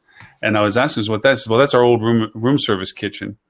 We use it for storage now because we don't do room service anymore. So why don't you do room service? And the chief engineer was with us doing the tour too. And we walked down the lobby. He says, that's why. And he points over, and you see Pizza Hut delivery going up the elevator. Yeah. Now, this is where my age thing comes in. I says, we're going to change that. So what I did was I told the chief, I said, I'm going to make a big sticker of a big pizza slice that says, we guarantee we have the best pizza, or you can order from your favorite pizza and we'll buy it for you. And I want you to slap it in the yellow pages in the room over the pizza places, when they still had yellow pages, you had to use the phone. Slap it over that in the room, and we're going to make the best pizza. And his name was Dominic, so we called it Dominic's Pizza, just because he's the one that put out. So, and what we did was there was no delivery fee, there was no automatic gratuity. It was a little bit cheaper than every other pizza choice because we researched the prices on everybody that was in the market for it. So we were a little bit less than everybody, and we made sure we had the best variations of all the different pizza places that were out there at the time. And people get mad. I don't like the pizza. I want to get a free pizza. It's like, yeah, but you ate the whole pizza. So no, you liked it. But all of a sudden the room service kitchen was the hottest kitchen because it was just nothing but pizzas all the time. Yeah. And then we started making the menu a bit larger. So it is about listening to the guests and say, hey, look, I don't want to pay, like you said, $35 for a continental breakfast that's cold. No. And the other thing I hope that hotels learn is quit taking the coffee machines out of the rooms. I do not like going to the lobby to get coffee. Right. I know it's supposed to be really good, coffee, but I'm not a happy person first thing in the morning until I have coffee. And I don't think anybody wants to see me look like that when I go down to the lobby in whatever I plan on wearing to go get coffee. Perhaps maybe we've stumbled upon something, Lauren. Maybe looking at what your guests need or are interested in might be something to consider in terms of the services you provide. I don't know. Sounds kind of crazy. We're getting out there. Yeah. But no, to your point, Kat, the going outside of yourself and connecting with local businesses and offering value propositions associated with the guest experience is definitely a resource that is underutilized and is very helpful in making people make decisions about staying with you, because they might look and say, oh, you don't really have a restaurant. Yeah, but we have these really cool restaurants nearby, and we have a relationship with them, and we're going to give you something to go there for them. So, yeah, which I would say is a stronger value proposition if you really know these guys are good, as opposed to letting them, spin the wheel with Grubhub or anything else, right? And you just go, oh no, these guys, we work with them, and actually, they deliver quickly, or they do whatever, and to make sure you've got the types of food that your guests like. If you want a good Italian, a good pizza, a good Chinese, good Thai, whatever, those restaurateurs, it takes a little bit of effort, and you've got to keep your eye on it and make sure that they're consistent and the management doesn't change. But yeah, if you can do that, that's a huge service for your guests, especially the ones who arrive late, and the ones who can deliver late or something like that is huge. One of the hotels I had gone to in Seattle, they also had a relationship with the local gym, so you got like a day pass. Absolutely. you just asked about it at the front desk. But on that, I actually have to get off and get going. I'm sorry. I did want to say that I tried to watch as many of those commercials as possible. But of course, all of the ads had ads before them. So I didn't account for that extra 15 to 20 all the pre-rolls, in front of each of them. But I think the Pringles and the Kia ones were the ones that stood out the most. Yeah, I just Michelob Ultra, that one was funny too. That was good. I was going to throw that. I was going to throw that in as the boop, but then I decided, no. The boop needs to be the Pan Am stuff, because the Pan Am, the Pan Am kind of photos of the kind of the golden era of air travel were just terrific. That's but no, the commercials, they're fun. I mean, the Jimmy Fallon one with the Michelob Ultra is cool. I like the one they did for the Sonata or whatever it is. The Boston, but they does it's like the smart car, the smart park. That's cute. Those are the memorable ones. But sometimes the commercials can be so funny, you forget what they're actually trying to sell. You know, they get past the point of the product. You know, it's a fine line. I mean, the creativity is brilliant, obviously, because the money that's being spent to produce these things and to display them is, you'd love to have that as an annual budget, you know. But there's still the value proposition that has to get conveyed to it. So, okay. And one travel related company doing any ad, which is pretty amazing when you consider airlines, destination, anything. And it's Hard Rock, and it's at Hard Rock Stadium, right? So who knows if they swung a deal or something like that with a network going, well, we'll give you this suite or give you access this or so many tickets or who knows what in exchange to defer the cost. But who knows? But so Kat, thank you for bringing me today. Wonderful. Thank you for being able to make it on the show. Other than telling us more about where to find the conference if people want to go and all this other so forth, where they can also find you. Absolutely. So anything related to the AAHOA conference or even the benefits that we offer, check us out at AAHOA.com, AAHOA.com. If you want to reach out to me directly, easiest way to get to me is via email at kat.m.speaks@gmail.com. One of the other things just before I head out, I wanted to mention, it is Super Bowl weekend that we're going into, and I'm the human trafficking awareness individual over here. I just wanted to mention that it is expected that around 100,000 women and children are brought in for trafficking during this time period, and it ranges to a minimum of $50,000 payout for these traffickers. The Super Bowl. Just with that, and I'm not even going to the wow situations of who's the one purchasing these folks, but the human trafficking hotline, I wanted to start saying it on the show because it's a really easy number, and there's repetition in the number, so it's easy to remember, but it's 888-3737-888. That's a number you could text as well as call. If you are heading to the Super Bowl, you see anything suspicious, by all means call that hotline. It isn't calling the police. It's calling folks that can look into it and start keeping a record of it. Last year with the Super Bowl in Atlanta, there were actually 169 arrests related to human trafficking, and there was an increase of 23% on the hotline for trafficking instances that were called in, and with roughly 100,000 women and children brought in, there were 24 survivors that came out of it. Wow. So, just to show that, you know, your calls, your texts, your observations can make a difference. So if you are heading there or in the area for the Super Bowl, just keep your eyes open. You see something, please say something. That's fantastic. And in terms of that number, I think if you need to do focus groups, see if Lauren can remember the number. If Lauren can remember the number, you're good. I typed it. You did it to the chat? Yeah. Oh, that's great. I should have done that too. Yep. 888-3737-888. And you did it just the right way. There's a group called Street Grace that I had seen. That's how they list the number, not 334. So that it stuck in my head better just seeing it like that. So no, it is. I actually, because of you, I've looked more and more into it, and I want to make it a part of the perpetual conversations that we have. And thank you, because I was just going to ask you to remind yourself this is the last day of the month for this, let alone the Super Bowl thing. I didn't even know. I mean, you've talked about it before being a connection that this is one of those places and times that it gets even worse. But just to know that those numbers, and it's staggering to think that we as a cultured society have this, because that's barbaric. It's anyways, but and thank you for bringing that to our attention again for it. And yes, every show I have no problems in always bringing it up, regardless whether it's the month for it or not. So it's always it really should be. It should kind of be 12 months. As opposed to one. But again, if you can highlight it in 1 month, that's a good start. And the reason I have no problems with it, one, just a horrendous number, but two, is like we as an industry are an unwilling or blind eye participant in this process.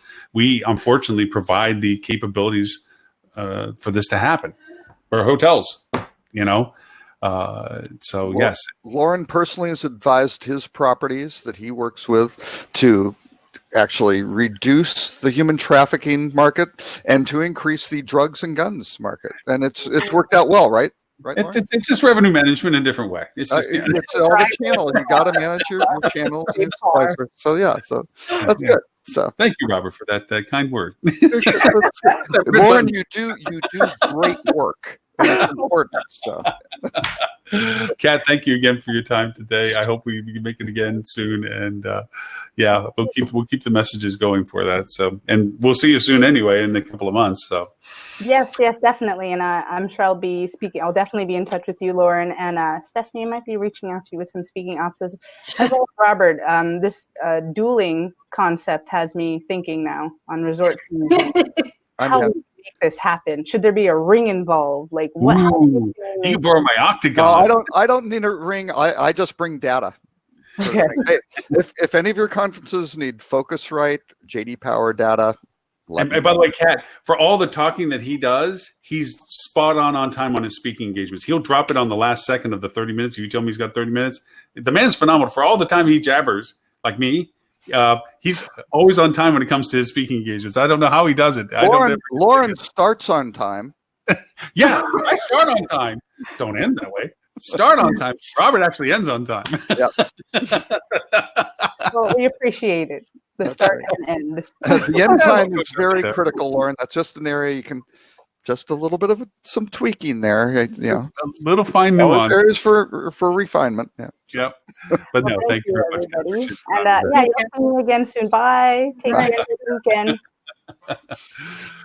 All right. So out of what we had on the rest of your articles, so there was actually some really good points. Actually, last week you had some great ones we didn't even get to, but the rule is we don't go backwards, so we can always.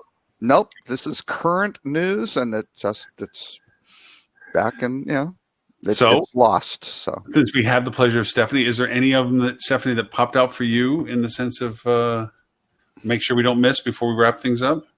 We did my favorites, which were the Hilton Marriott one, and then I got my IHG notes in. So, Robert, take it away. I always throw in like little ones that are, again, these are things that aren't necessarily the largest and biggest stories, but they're ones that caught my eye. One is that Airbnb Experiences has added Catherine Powell to their team, and you go, and too bad Stuart isn't here to go, are we talking about short-term rentals? She was a pretty heavy hitter at Disney. She handled a lot of the Disney experiences and events and things like that. That is not any just wallflower type. That is a primo hire. And when you look at, didn't they get the guy who started Amazon Prime in there too?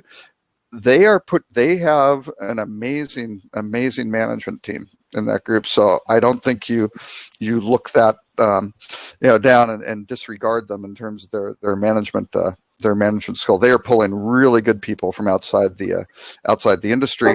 And then LVMH.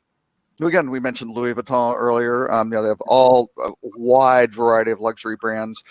They bought Belmond. They brought in a new executive to head their hospitality group, who again has a very interesting background. He used to be, I think the CEO of was he CEO or head of I'm not sure if his marketing had a senior management position at Luxottica, who has virtually control over kind of the luxury eyeglasses and frames market. I mean, they have Ray-Ban and all the others. So again, a lot of these groups are going out to really kind of tap some top actually he was Andrea Guerrera. He was at Italy, which has done some really amazing stuff. In terms of kind of food markets, food courts, very, very successful. And then he was at the helm of Luxottica too. So these are not, kind of second tier, third tier executives. These are top drawer hires. So I would expect to see very interesting things from both of those organizations with these people in place. Not to let go of the Airbnb conversation. There's one other thing that I've been diving into a lot of Airbnb recently this past week because of what happened to one of my markets. But for those people that are looking at what they need to do about redefining their voice in their market, Airbnb is actually a great resource. If you join their communities, or even just join as an Airbnb member, and you go in, you're seeing segmentations of things within your market that you may not be aware of. Day trips, off the beaten path. They're categorically broken down in such a way that it's a great content resource. Absolutely. You can take yourself and say, okay, these things affect my hotel as well, and they're already laid out. Now, I'm not saying cut and paste, but being able to identify what they are and talk to it in your own voice and your own terms as to your value proposition relationship to it is very powerful. It's almost like your own research tool where instead of having to say, I'm always event driven or activities driven within my destination, I know what concerts are coming in and what events are at the complex, what citywides there are, what festivals there are, what the business cycle usually is because of weather.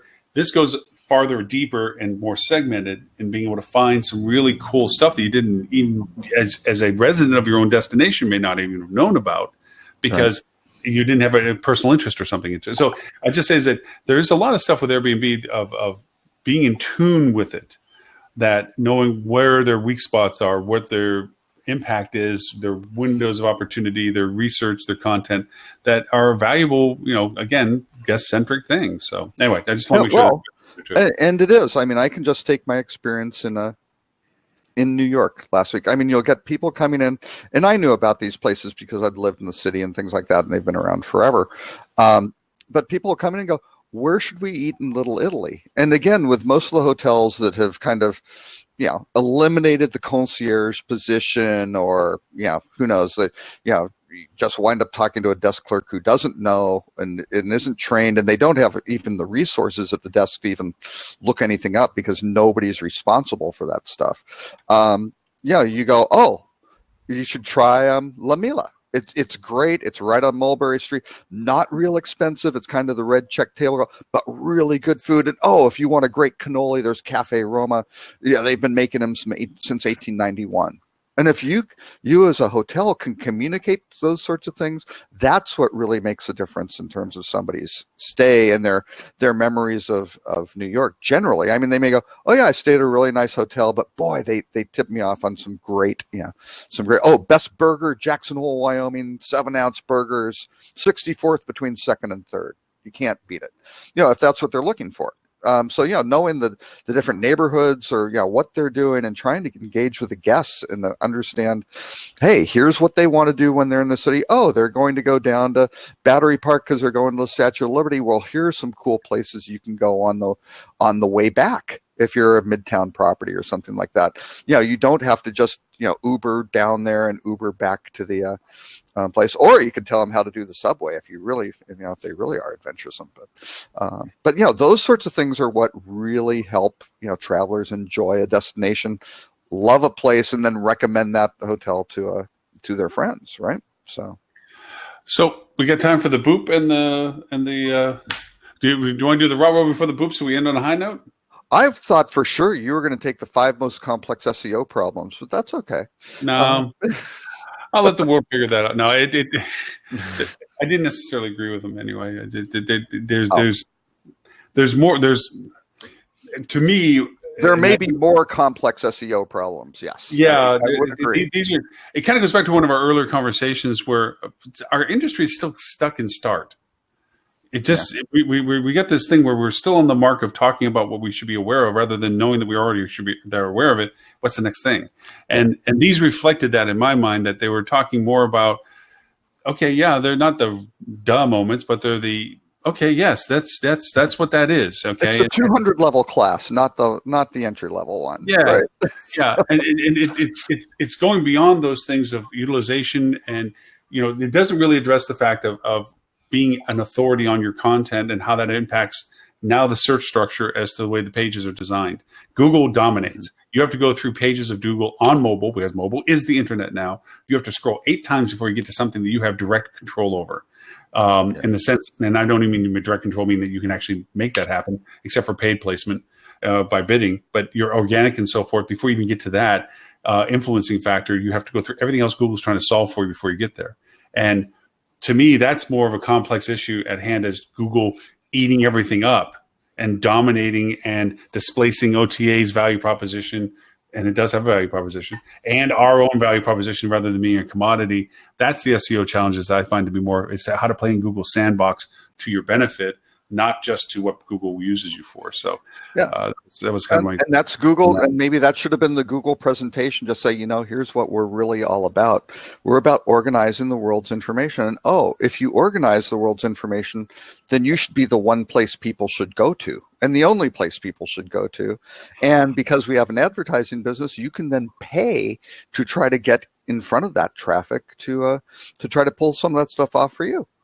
And I think that pretty much wraps up what Google is and does. And it's interesting. I think the industry is really needing to not necessarily wrestle with it, because I think they're already at the point where they have to play with Google as effectively as possible, right? They just have to play the game and try to play it smart.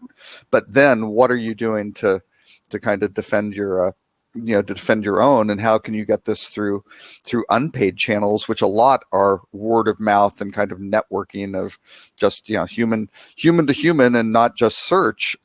That's going to be the real key. So the ruh-roh is one you pointed out in your postings on social already. Anyway, so did you do it, Lauren? No, Lauren, run me, please. While we're here, I want you to run the activity tool, and we'll see who has the worst Facebook exposure. I'm sure, because what we're talking about is Facebook finally. They had rumored this for 9 months maybe. Basically, it's their off Facebook activity tool. Right. So these are all the sites that tie into Facebook for information. So how many sites are pulling information, basically have information about you, who are basically it's the sites that are using the Facebook advertising ID. Right. I mean, that's fundamentally what it comes down to. So mine was ugly. Mine was quite ugly, because I consider myself a lab rat for this stuff. And so I don't block a lot of third-party cookies and things like that. And I just kind of see what happens, because I want to see what people are doing. I had over 1,100, I think it was close to 1,200 websites that have basically my Facebook ad ID on it, which is a pretty dauntingly large number. Lauren, I'd love to know what yours is. Unless you do a lot of cookie blocking. I have 781. Oh, see? Yeah. So. Oh, I got to go run mine now. I didn't do it yet. Oh, yeah. You should. Well, you can't. It's real quick. It'll come right up. We can. Yeah, it'll go quick for it. Yeah, I'm like, I don't really turn much off. I don't. I use it for what they intend to use it for, knowing that I'm sharing more than. To me, it's like, if you're going to learn it from me, then okay, great, wonderful. Well, I just do it just to see what some of these things. Oh yeah, it's like with Google. I mean, Google knows more about me than I do. When I laugh, it laughs and all that. But yeah, no, but I think the point that I appreciate you making with this is that we get into this routine. Like, yeah, sure, go ahead. Need a permission? Sure, allow this, allow that. Oh, yeah. And then next thing you know, it's like, wow, how big of a pile is that we've gone over and allowed these many platforms access to our data. Because I was a bit of I wouldn't say abuser of it, but I utilized it when they first allowed us to log in with Facebook. Mm-hmm. Facebook made the mistake of saying I could, as a marketer, choose what information I wanted. Right. And I could say everything. I want to know everything. And that was a mistake because be careful what you wish for. The data I was getting was useless. I had no way of using it. Yeah. Eventually, they had to start cutting down to saying all you get is name and email, and that now it's only Facebook ID and so forth and so on. Yeah. To limit. Well, that's so they can control it and monetize it all themselves, right? So you used to be able to get that stuff.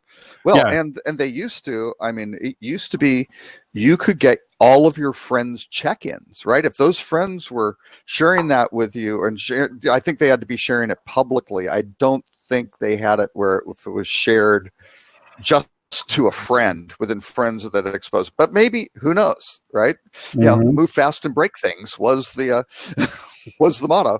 But again, you start looking at the detail on these things, and it's a hellacious amount of information. But now that is all kind of focused into the ID, and so Facebook's the gatekeeper of all the data, and you can go pay to select and create your audiences to a fairly good degree of difficulty. Oh, no, of course, an anonymous basis. And Lauren wouldn't know any ways to figure out how to game a Facebook ID or a Google Ad ID to figure out who that person actually was and mapping it to your first party cookie data. That just would not be a possibility. No triangulation there.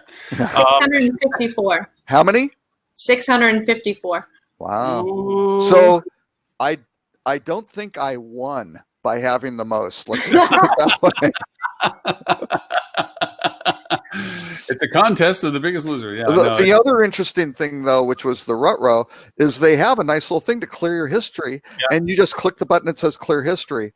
But there's a little note in there that says, oh, well, that'll clear the history, but we're going to keep grabbing everything moving forward from these sites anyway.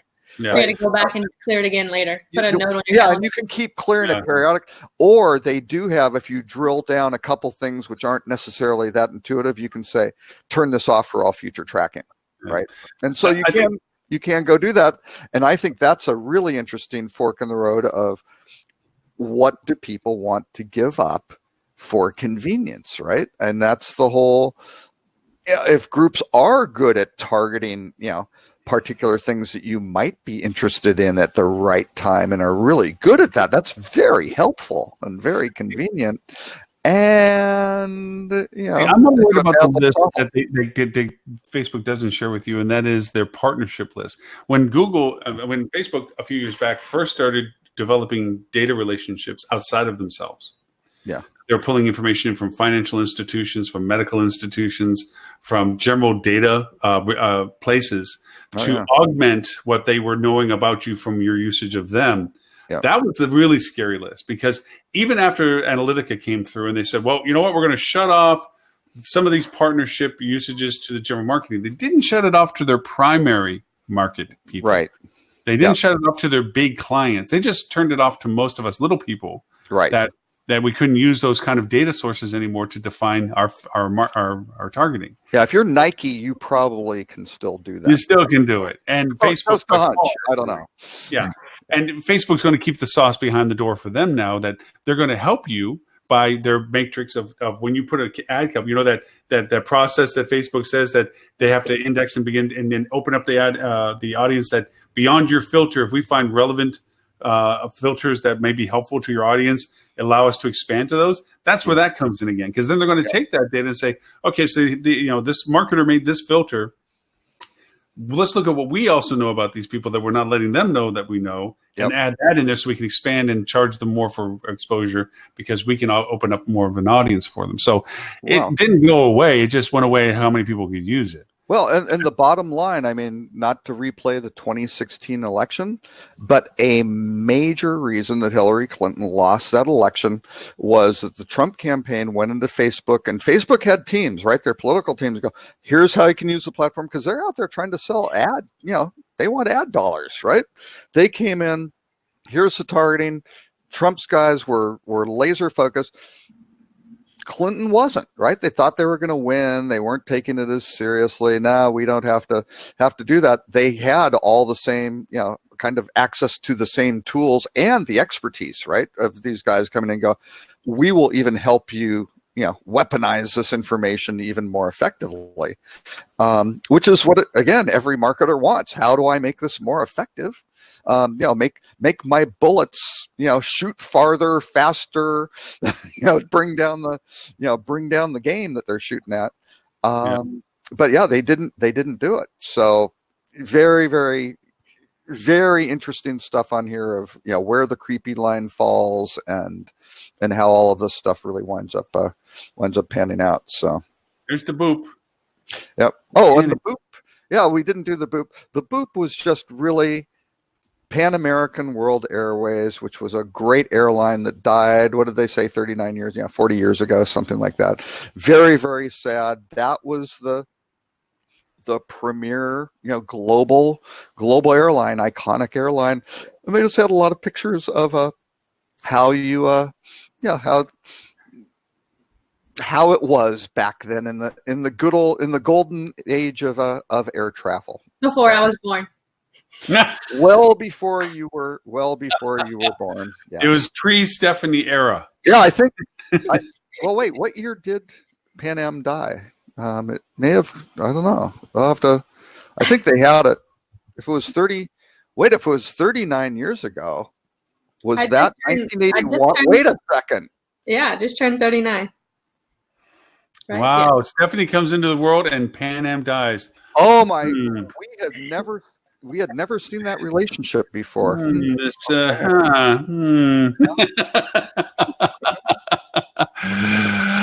But again, it goes back to there's nobody too big to fail. I mean, you look at IBM, you look at all these companies that were once invincible.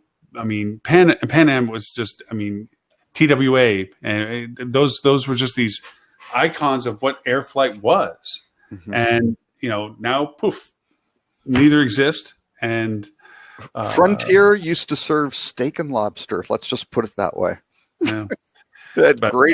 great in-flight dining. But no and more. They used to have warm cookies too. Warm chocolate. Oh, that was Midwest Express. Yes, yeah, with the warm. Frontier did too. Oh, that was probably after they acquired Midwest for a little while, then they killed it. Yeah. I thought Frontier for a while, it was like, oh my God, they've got pictures of animals on the tails and warm chocolate chip cookies. I mean, they're going to get kids who are going to be like lifetime. This is genius. That's like McDonald's with Ronald McDonald. Get them young and keep them. One of the Adrian Award winners that was platinum was DoubleTree's Cookies in Space program. Now, I know we didn't talk about Adrian's last week. We did a little bit, and we didn't talk about it this week at all. It's an interesting mix of what that has become. Yeah. So what was the Cookies in Space? What was the? That was DoubleTree's big social media campaign for last year, where they were offering. But they did this whole thing about how space is going to be really cool because there's going to be cookies in space. They're going to make cookies in space, and they did this whole social. You have to see it to understand it. It's because out of context, it's like, okay, that's weird. Zero gravity cookies. So did they send some cookies up to have them make them in the space station or something like that? Yeah. Okay. So it's just. Again, I'll say about the Adrians, and I say this about any awards, vanity metrics do not go to the bank. Right. So, you can be really excited about all the engagement stuff and the implied value proposition of the marketing and so forth. And there is value to this. I'm not discounting all of that. I'd be impressed with having some of the numbers that those campaigns had. But nobody talked about the money. Yeah. Now, I'm sure it made money. I'm hoping it made money. Right. But nobody talked about what it did revenue-wise. They talked about the impressions and the implied marketing dollars of that kind of exposure and everything else. Right. But nobody said it produced this ROI or this kind of money. Even ROAS, nothing. Yeah. And when you look through a lot of those submissions, a lot of them particularly on the performance, the metrics are trash, right? Mm-hmm. And again, that is one of the challenges with the Adrian Awards, where the way that they are, you may have some good campaigns that wind up getting negative. They might get a a silver rating or whatever they get scored doesn't qualify them for gold because that person looked at it and said, performance metrics were where somebody else goes, oh, that's so cool. They ignored the performance metrics and they wind up getting a gold or wind up. It is a tough. I mean, I don't envy the position of getting awards for things like that, but it's just the aspect of if I was in the C-room suite talking and I had the responsibility of making a choice of spending monies to do things, it would be probably, if not the first question, the second. Like, okay, that's all great. You got 1.7 billion impressions. You got 1.8 million engagements. You had, X $100,000 shares. What did we make? What did it make? Yeah. Can we do the, the or three questions? they track it, or even you go to the point, here's how we track it. And especially with a lot of agencies, they may say this is proprietary information, but they can say that we wound up doing this and it triggered a such and such return on ad spend or something like that. But yeah, most of them don't do it. Quite frankly, a lot of those submissions, especially from some of the larger agencies, are just templates, and it's literally a replace it's like a global search and replace of the client name, right? And just here's it, and here's what we did, and kind of the same goals and the same objective. Because I've judged those for long enough to just go, oh my God, this is, and you really see it when you're a platinum judge, where you get all the gold submissions, and you go, wait a second. And I remember picking up a couple of things, going, wait a second, these are identical except for this, and it's like, should we penalize them or just take it for do each of these clients know that they had like identical? They were just getting cookie cuttered out. I don't know. But hey, if it works for one client, do it for another one. That seems to be the objective of a lot of these. If it works, then certainly in the website development realm, there's one major group who I am absolutely convinced their business model was to find a client who would do a custom site and then sell it to everybody, right? Oh yeah.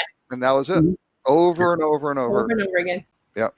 Well, we are here past the 2-hour mark, and thank you for both the time and the topics, Mr. Robert. Thank you for the topics as always, and Stephanie, thank you for time.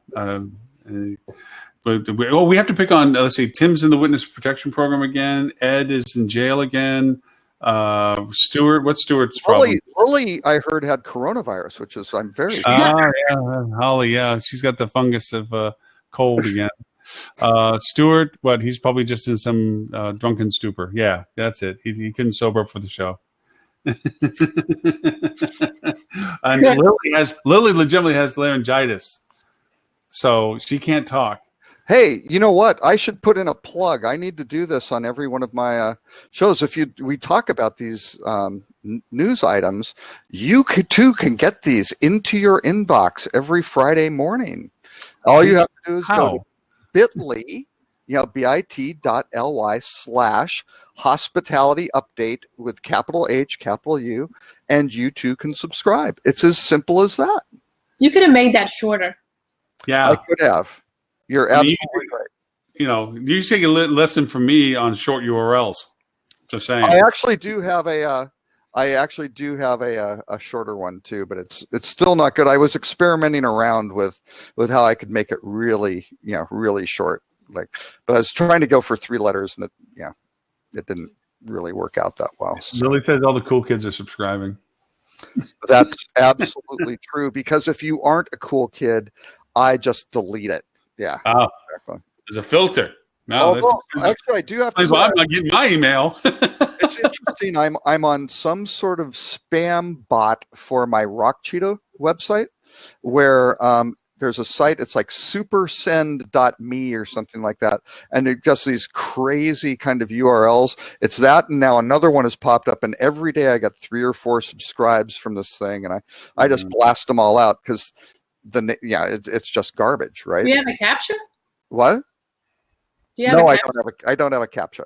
Okay, then that would. Explain it. Yeah. Oh wait, well, it's not. It's a simple plugin. Just put the captcha plugin. You have to. I know. No, I do have one, but I need to upgrade it. But again, I like to see what's going on with some of this stuff. So anyway, I probably. Which explains why he has 1,100 something on his Facebook thing. Follow him. Right. Yeah. Exactly. So, Miss Stephanie, people want to know more about Cogwheel marketing. And by the way, I have a video link I got to send you because I recorded you for 6 minutes in your Q&A. All right. So you got some cool food to play with. Lauren, do you want to come clean about me telling you when I came out when you were at your little table saying that Stephanie's session was about to start, and then you pulled me in to talk and wouldn't allow me to go to the beginning of her session? No, we don't have to mention that at all. We don't have to talk about that at all. Lauren, he had already thrown you under the bus to me before, so I already knew. But I already ratted you out. I lost track of time. But anyway, okay. It's okay. It's okay. You can find me, Stephanie Sparks Smith, on LinkedIn. And then about 2 weeks from now, I'll be at the Hotel Revenue Conference here in Seattle. I'm doing a presentation. So if anybody is going to be there, look me up, or you can find me cogwheelmarketing.com. Who's doing the revenue conference in Seattle? It's a combination. The guy that I know is with Ivy. They do sales and catering software. Yep. Mm-hmm. And then I know there's going to be a handful of like Focal Revenue. They do BI revenue management software. So did they just kind of get a little group of these kind of vendors together to go do a conference? Is that the... Yeah, I mean, I've never heard of it, but it seems to be, at least from from what Lily says, it's known in the world. So I'm going to check it out. That's great.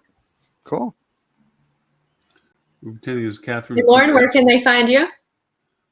Oh, me, yeah. Everywhere. No. Well, for this show and all previous 233 shows, you can go to hospitalitydigitalmarketing.com/live. There you'll see links to all the current shows for this year and the archive link to all the way back to 2014. Robert had dark hair back then. The podcast, well, you can also find the podcast Hospitality Marketing on 39 podcast platforms. We've broken now over 2,000 regular subscribers, and we're getting some interesting playbacks now that I'm doing transcriptions on it in multiple languages. I'll have to tell you guys about that. That's kind of interesting, where I'm transcribing the podcast and then throwing it in Spanish and German. It's changing the profile, which I thought was kind of interesting. And with that, let's see, I'm speaking at Navigate next month, and then the HSMAI Curate later in the month of March, and then at AAHOA's conference in April. Trying to think where else there is. I got to go up to New York to Pegasus. Yeah, it's that time of year, right? Wow. And we want you to know, for $40,000, which is a strict fee for Lauren to show up and to speak for any length of time. It's $40,000 flat fee, plus of course travel and expenses. 5 stars covered. You too can have him, and you can see you better book early because his schedule is quite full. Hey, Lily's going to be Navigate too, and so too is Ed, and so too is Stuart. So it's going to be party in San Antonio. Oh wow! And where's Navigate being held? San Antonio. Ah, there you go. Yeah, very nice. So that should be an interesting couple of days in March with that kind of motley crew hanging around. Stephanie, you're going to have to find a place that you have to find an excuse to make it to San Antonio. Robert, same, so that we can go over and find a place like you found for New York that I'm now going to always go to when I go to New York. So you can bail on dinner again? Bail on me and Robert again? Yeah, exactly. I've already seen Hamilton, so yeah. Man, you guys are just brutal about the whole thing. Yes. But yes, Stephanie, if you walk outside the Hamilton Theater after it lets out, you can pick up those playbills on the street, which I'm pretty sure is what Lauren did. So. Well, I don't think he saw maybe. Yeah, I don't think he saw it. I have to thank Jenny for that. That was an amazing experience. But yes, I did bail. Here I am running around the conference saying, "Hey, let's all go out to dinner. Let's go out to dinner." And then, "Hey, guess what, guys? I'm not going out to dinner." That's right. Yeah, it's bad. Mr. Robert, other than the amazing ability to get the newsletter, where can they find you, sir? Yeah.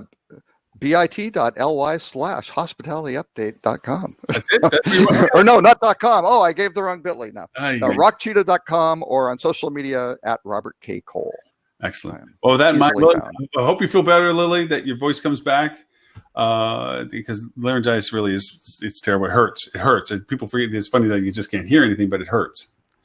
So, yeah. Anyways, thank you all. Thank you for everyone that was on the different channels for us today. I didn't see any questions pop up, which was weird because usually somebody says something on the other channels. Maybe I just missed it. But thank you all. We'll have show number 235 next week at 11:30 Eastern. And for those who are in the time zones of Australia or for APAC and EU, we do a replay of this show at 11:30 Wednesday mornings at Sydney time and on London time. So you'll see that in the HSMAI's Facebook events section if you want to sign up and do the playback for this with all the notes and so forth and links and all that. So until then, thank you, everyone, and we'll see everyone next week. Bye-bye. Bye.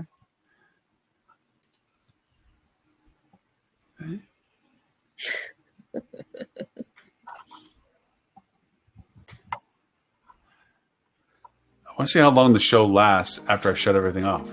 Because I still see it says stop recording. It still says stop. 2:13:48:50, and it's still counting.